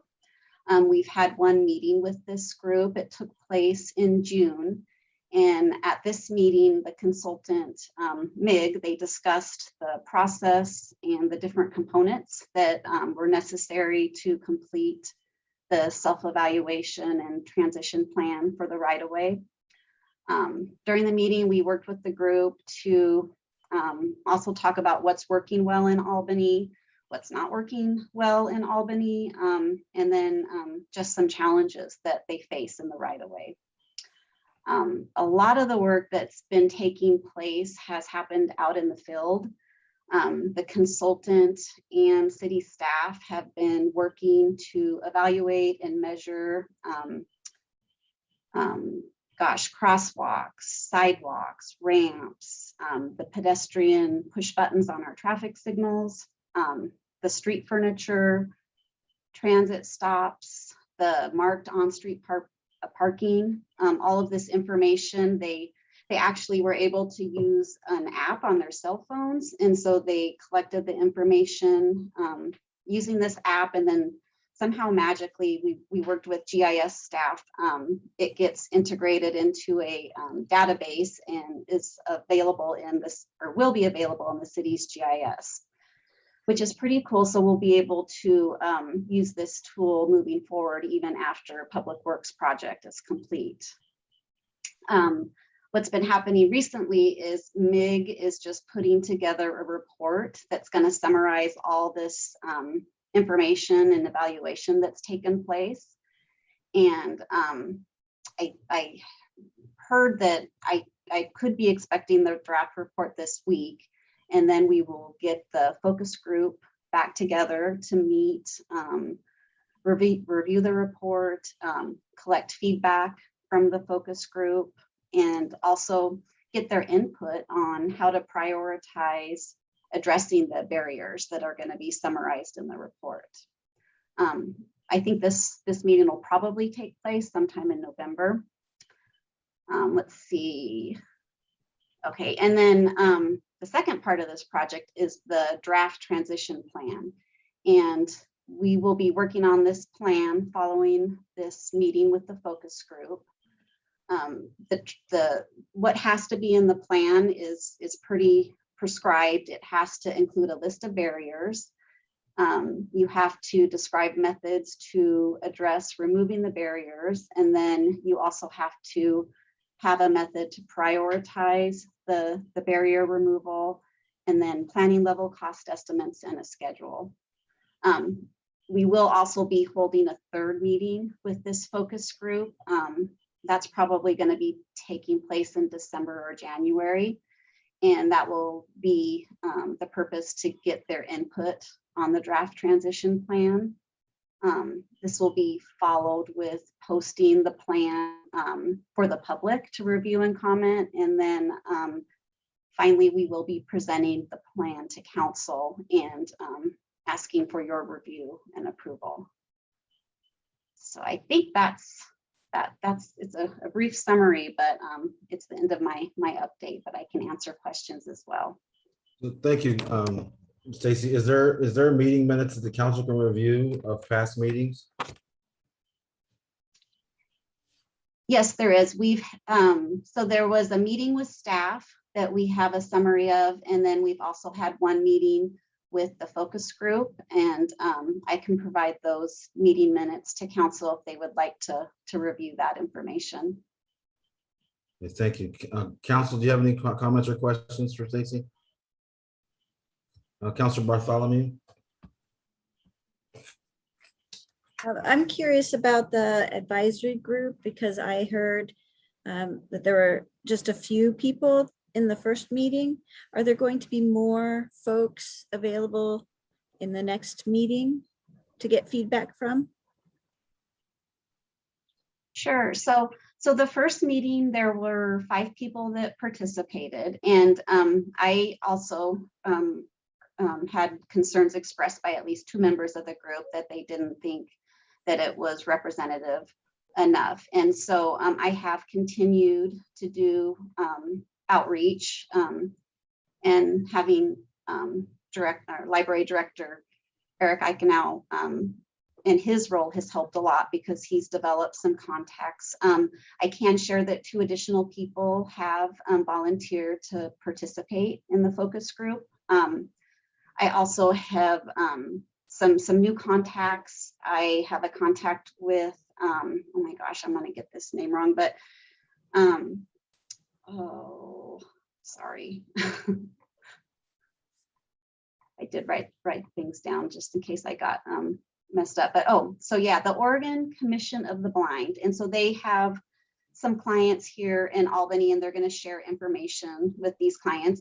The thing that's been tough is I think almost across the board, everybody that I've made contact with is very supportive and glad that we're doing the project, but not everybody has the bandwidth and the time to actually participate on the focus group. But I am continuing to reach out to people. There is a Hearing Loss Association of America that actually has a chapter here in Albany, and I'm just going to keep sending stuff to them. There's the Northwest ADA Center, the COG, the Cascade West Council of Government. They actually have a senior and disability services group, and one of the original members of the focus group works for the COG, so they're going to be a good resource as well. Councilor Bartholomew? I have other questions, but one's for Eric. Fire away. How has it been going with addressing the letter from Mr. Evans. I was like, Jeffrey. There's more work for me to do there. So a lot of remember the letter summarizes that the 6 kind of general requests that he makes that the city implement, and many of those will happen in the process of developing a ADA, going through this kind of process with the consultant. But we have, again, mentioning the addressing of complaints and building a system. So I have the ability to handle complaints and track complaints and make sure that they've been given to the right people and the right people have responded.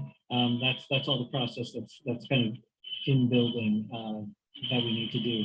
Part of that also, training will be important. I think that will be important for all staff. Also, and Councilor Smith sent me a contact, city councilor from Hermiston who is amazing, and I've had some great conversation with her and exchanged a couple emails about how we can inform city staff, but also inform city council on ADA issues and kind of the importance of some of these issues and the importance of understanding the process. So those aspects at the end of Mr. Evans' letter, I'm working on all those. I think some of the aspects from the top half of the letter, I guess, would be things that would probably need to be addressed in have to be addressed in probably a different format, I would say, than right now at this council meeting. So, but yeah, there's a lot of work to do there, and he truly has brought a lot of attention to our need for doing a transition plan and handling the way and helping me understand how to handle complaints. As I said, I've got a lot to learn, and and there's a lot of work to go. Are you going to take him up on his offer to test drive, try to back end his angle parking with his van with the hand controls?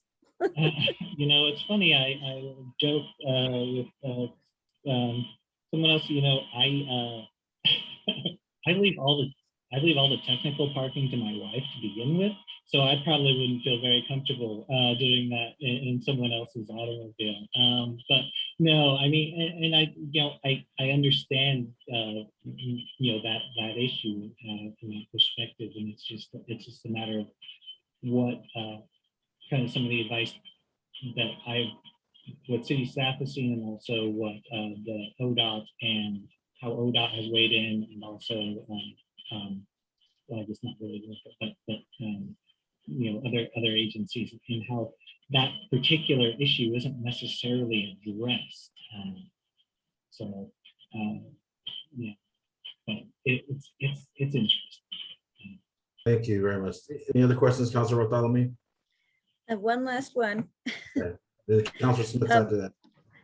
The last question is for City Engineer Bel Castro about the AI assisted Zoom meetings, Otter AI, that request that was made, and your response. Thank you. That's all. Sure. So we did have a request prior to the first focus group meeting to use Otter AI, which I think it's a like a transcription service that can tie to Zoom. And so we did not have that available at the time of that meeting. We did turn on the captioning and had minutes available after the meeting, and then did provide a summary of the comments that were made during the meeting. And I can send those meeting minutes to all the counselors if they're interested. I'll have to work with our IT department to see if adding that feature is something that we can do. Our consultant did share with us that, so while we do, everything is transparent and it's not meant to be done in private, the focus group meetings are a meeting with members of the focus group where they can share personal experiences. And so it's unusual to actually do an audio recording during the meetings, but it's something that we can talk with the group and see if they want something like Otter AI or an audio recording. Thank you very much. Thank you. Stacy. Matthew Harrington had a comment or question. I can give a little bit more insight into the Otter AI because when that request was made originally, we investigated that software, and both myself and Sean Park, and forgive me if I speak for you here, but we have some concerns about the permissions that need to be granted to Otter AI to interface with our Zoom account. So we went with the compromise solution of enabling these live transcript feature in Zoom. So we can keep investigating it as a possibility, but from what we've seen at first glance, we have some serious security concerns with its interfacing with Zoom. Thank you so much. Thank you, Rich, Matthew. Councilor Smith, you were next up. The only thing that's been addressed, I was just wanting to find out if Eric had made contact with Nancy Peterson and Hermiston. Glad to hear that worked out. She's a dynamo. Oh my gosh! Wow. Yeah. I had like a 40-minute conversation with her, and I was like, I was exhausted, but in Oh yeah. She's wonderful. Great. Thank you. Thank you. Any other councilors? Thank you very much, Councilor Smith. Any other councilors? Councilor Krasinski, you have anything? No. Councilor Johnson? Councilor Novak?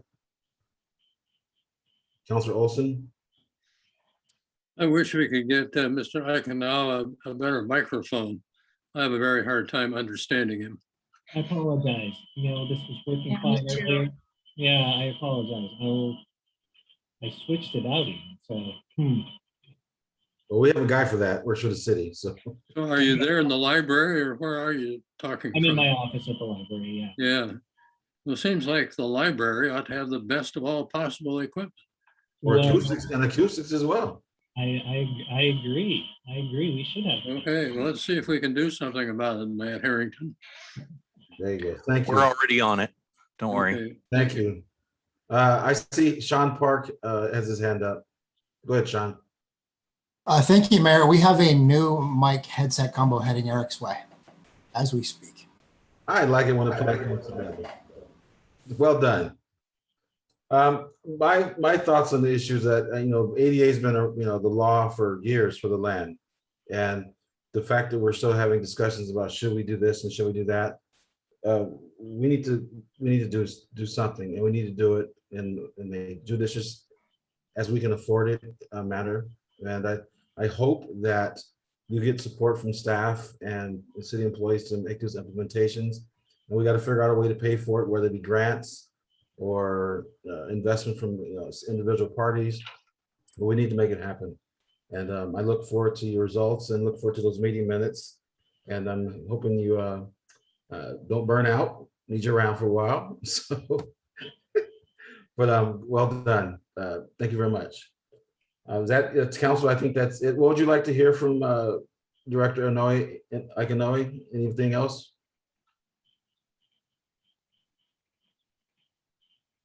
Okay, I think you're good. Thanks for the report. He also does, Mayor, he also does a real good job of running a library. But he's not here to talk about the library. Yeah, I bet he did. Yeah, I'll come back sometime, and I'd love to talk. I'd love to hear about the library sometime in the future. Me too. Thank you. I did get a couple of questions about we'll talk about it during business from the council. Oh, guess what? Next up is business from the council. So, Mayor, hang on one second, sir. If you look at the agenda, there's one more agenda item. What I see, wait a minute, wait. Oh, that's IGA. I'm sorry. I'm on the second page. So IGA with Community Service Consortium for Low Income Assistance. City Manager Troutson and Sean Park and Director Yeager will be sharing this item. Yes, sir. Thank you, Mr. Mayor. This should be a pretty short item. You'll remember that in the construction of the city services fee, council was concerned about the added burden on those at the bottom of our socioeconomic scale. So we're nearing completion on the construction of this low-income assistance program. And as you are aware through our discussions, we've broadened it so that it doesn't address just the city services fee, but also addresses customers of the water utility. We're very grateful for the partnership we have with CSC. But I have to remind you also that whatever assistance we provide for a low-income assistance program will come off the top of the revenues generated by the city services fee. So it's just something we need to go into with our eyes open. And lastly, I want to say thanks to Sean Park and to Gina and Chris Bailey and Jeff Babbitt and Patty McInnes for working real hard to put this together and pull it off. And now we'll stand by for your questions, and I'll ask Sean if he has anything to add to what I just said, or Gina for that matter.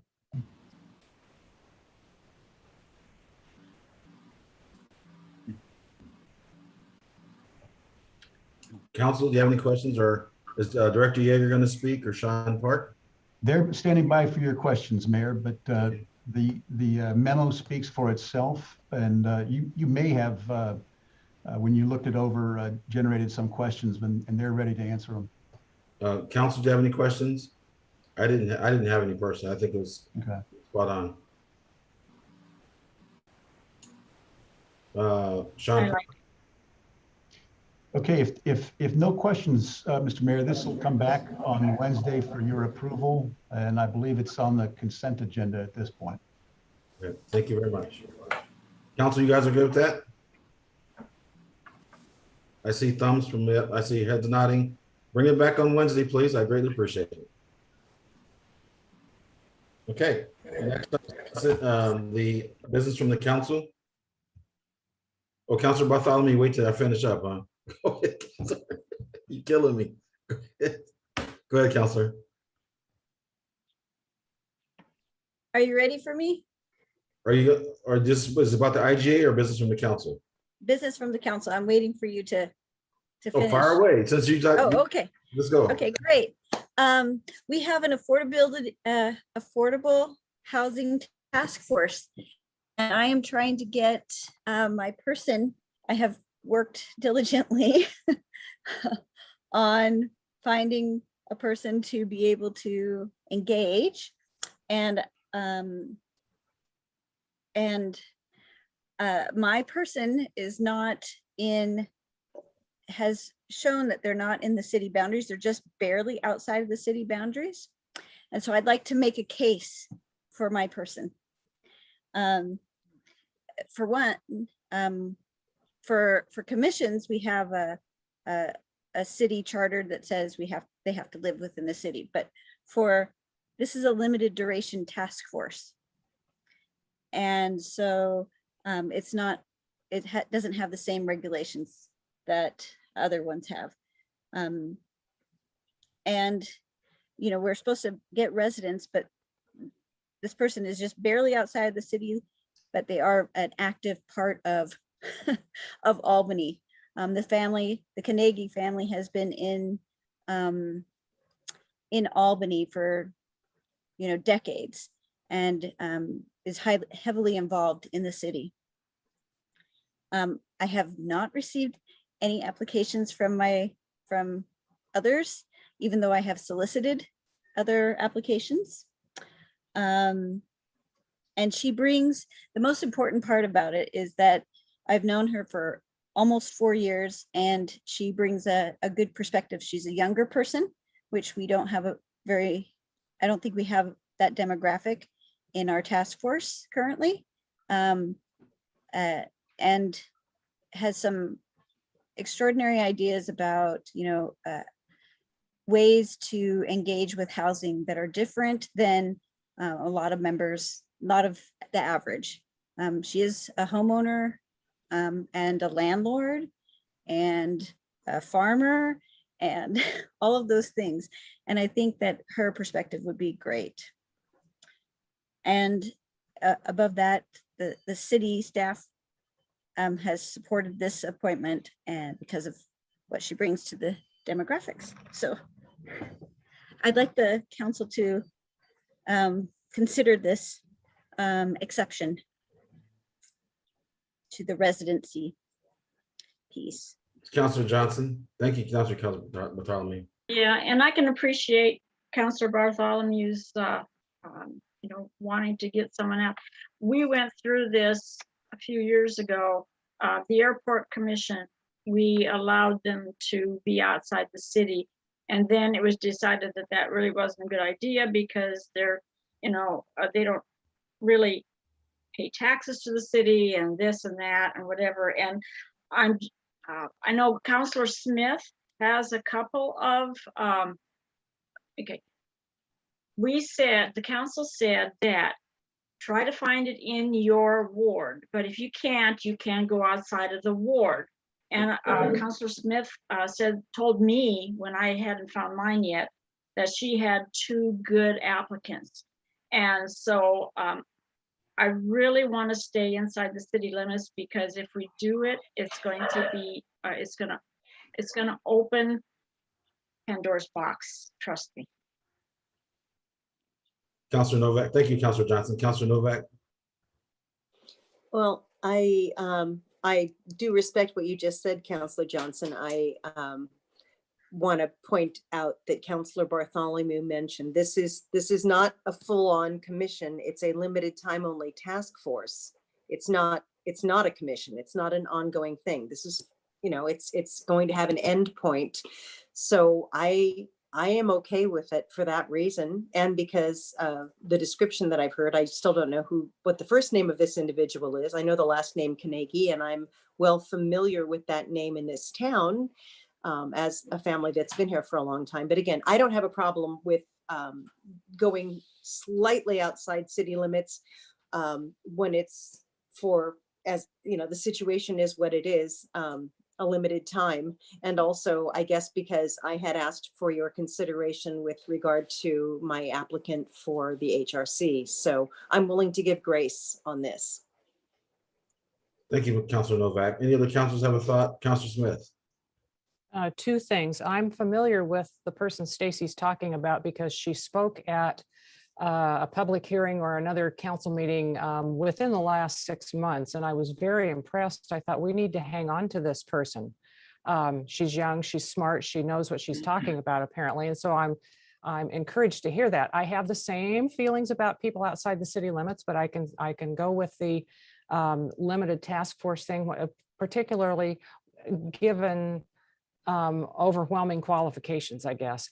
My qualifier on top of all of this is, when will we see the list of people who have been proposed for the task force? And does the council have the final say in appointments, or is it just individuals who are appointing them and we say go forth and do what you're doing without council ratification like we do with our boards and commissions? So let me get Counselor Novak first, then I'll let City Manager go. Did you have something else, Matilda, Counselor Novak? No, sir, I just forgot to lower my hand again. Thank you very much. Go ahead, City Manager, Peter. Thank you, Mayor. Thank you, Mayor. The list of appointees will have to be ratified by the council. So the council will see that, and they'll see it shortly. Thank you. Counselor Olson. Yes, I have no problem with this appointment.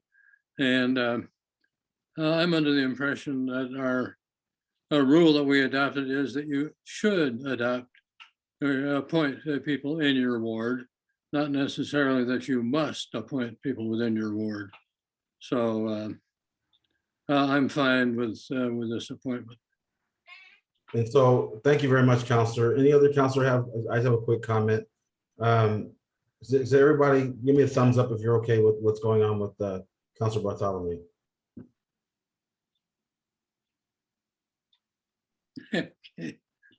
So, and the reason I support it is because it's a limited duration task force. Yeah. It has an end date. And Ms. Carnegie, what's her first name? Alana. Yeah, I remember her. Alana Carnegie is vested in the city of Albany with her business and also with her dealings in the city. So I'm okay with it. And we'll figure it out when we get there, when we ratify the list, okay? Next on the council schedule, on the council window is Dick Olson. Anything for the business from the council? Oh, Counselor you're Olson? talking to me? Yes, Councilor Olson, anything business? Oh, pardon me. I know we're trying desperately to maybe ADA satisfactory, but it seems like anytime I go driving someplace in my car, I see more tree stumps. It seems like there's trees coming down everywhere, and the more I read about this climate change problem we've got, the more I read that trees are really a valuable thing. They provide shade, they generate oxygen, they take CO2 out of the air, they accumulate carbon. And I would like to see if maybe we can get some kind of a grants or whatever someplace that we can fix sidewalks without cutting down every tree in sight. So, Yeah. thank you. Thank you. Councilor Johnson, you're next. Oh, nothing, Your Honor. Thank you. Councilor Smith, Nothing this evening. Councilor Kopsinski, Nothing. Councilor Novak. I don't really have anything, but I do want to piggyback on what Councillor Olson said. I'm wondering if there's a way that we can replant trees for every tree that's been cut down. Is there a way to put another tree somewhere near that location? Could we look into that? I think that's really important. Thank you. City Manager. Thank you, Councilor Novak. City Manager. Well, Mayor, I'll go ahead and answer that one right now, but we are a Tree City USA, and in order to qualify for that, we have to have an active arborist program. So while some trees do get cut down, we're planting way more trees than we are cutting down. So I agree with Councilor Olson, and trees are very valuable for all the reasons that he mentioned. We do have a program of replanting trees. Yeah. And I would also remind you to watch the news. California cut down a lot of trees, and a lot of trees burned down, and all that rain has nothing to soak it up. There's flash flooding all over California, a lot of areas. So yeah, trees are vitally important to our world, and also our environment locally. But the more trees we plant, the better off we'll be long run. So, Councilor Director Bailey, do you have anything? I was just going to say that when we remove street trees, because the sidewalk is heaved, we always replace them back with a species that is less likely to heave the sidewalk, that has a deeper root system. So we try to replace the trees we remove with a better species. That's generally our practice. Thank you. Yeah, they're tiny little flowering shrub-like trees that never get big enough to provide much of any shade. So, Councilor Bartholomew? I saw your hand up. Yes, I just, one of my places of work across this, it's, there was a bunch of trees taken out because of the sidewalk heaving, and it was decided that nothing would be replanted. I don't know why that was exactly, but I would like to know. It was on Willetta Street behind those dental offices, and yeah. Okay, thank you. Excellent. I can look into that and see what I can find. Okay, thank you very much. Next on the agenda is the city manager's report. Okay, thank you, Mayor. Okay, I just a couple of things for you this evening. One, there was talk tonight about public meetings and waiting for a public meeting. This is a public meeting. We should be clear about that. It is very much a public meeting. It's not being held in the council chambers, but it is certainly a public meeting. And when we go back to the chambers, that happy day when we're able to go back, that we will still have the hybrid capability. And I expect that many people will use that, but that will be a public meeting too. The second thing is that after the insurance presentation, I wanted to assure you that The chiefs and HR and safety and myself are aware of the workers' comp concern. And our safety program is always looking for ways to reduce claims. So that, to me, that as I imagined myself sitting in your seat, that would look a little bit alarming. So I want to assure you that we're looking for ways to get control of those claims. Next, I wanted to congratulate the police department. I put it in last Friday's email, but on their recertification for CALIA, that level of accreditation is the highest you can get. And I tell you that it should inspire confidence in the citizens of Albany and in you, in the competence of our police department and the trust that they merit. And then the last thing I have for you is just to announce, and I'll put it in this week's email too, but I have a community conversation scheduled for November 4th at Deluxe Brewery. And you'll remember we had a series of community conversations before the pandemic struck. We're going to try to resume that series next month. So that's November 4th in the evening at Deluxe Brewery. We're going to talk about anything that's on the public's mind, but I think we'll be focused mostly on growth and impacts on Albany. And that, Mr. Mayor, is all I have. Thank you. Well, thank you, Peter. I will see you all on Wednesday evening at 6 p.m. for the next city council meeting. And you guys have a wonderful evening and get something to eat and have a great weekend. Mhm. Week tomorrow, Tuesday. Yeah. Have a good one. Don't blow away. All right.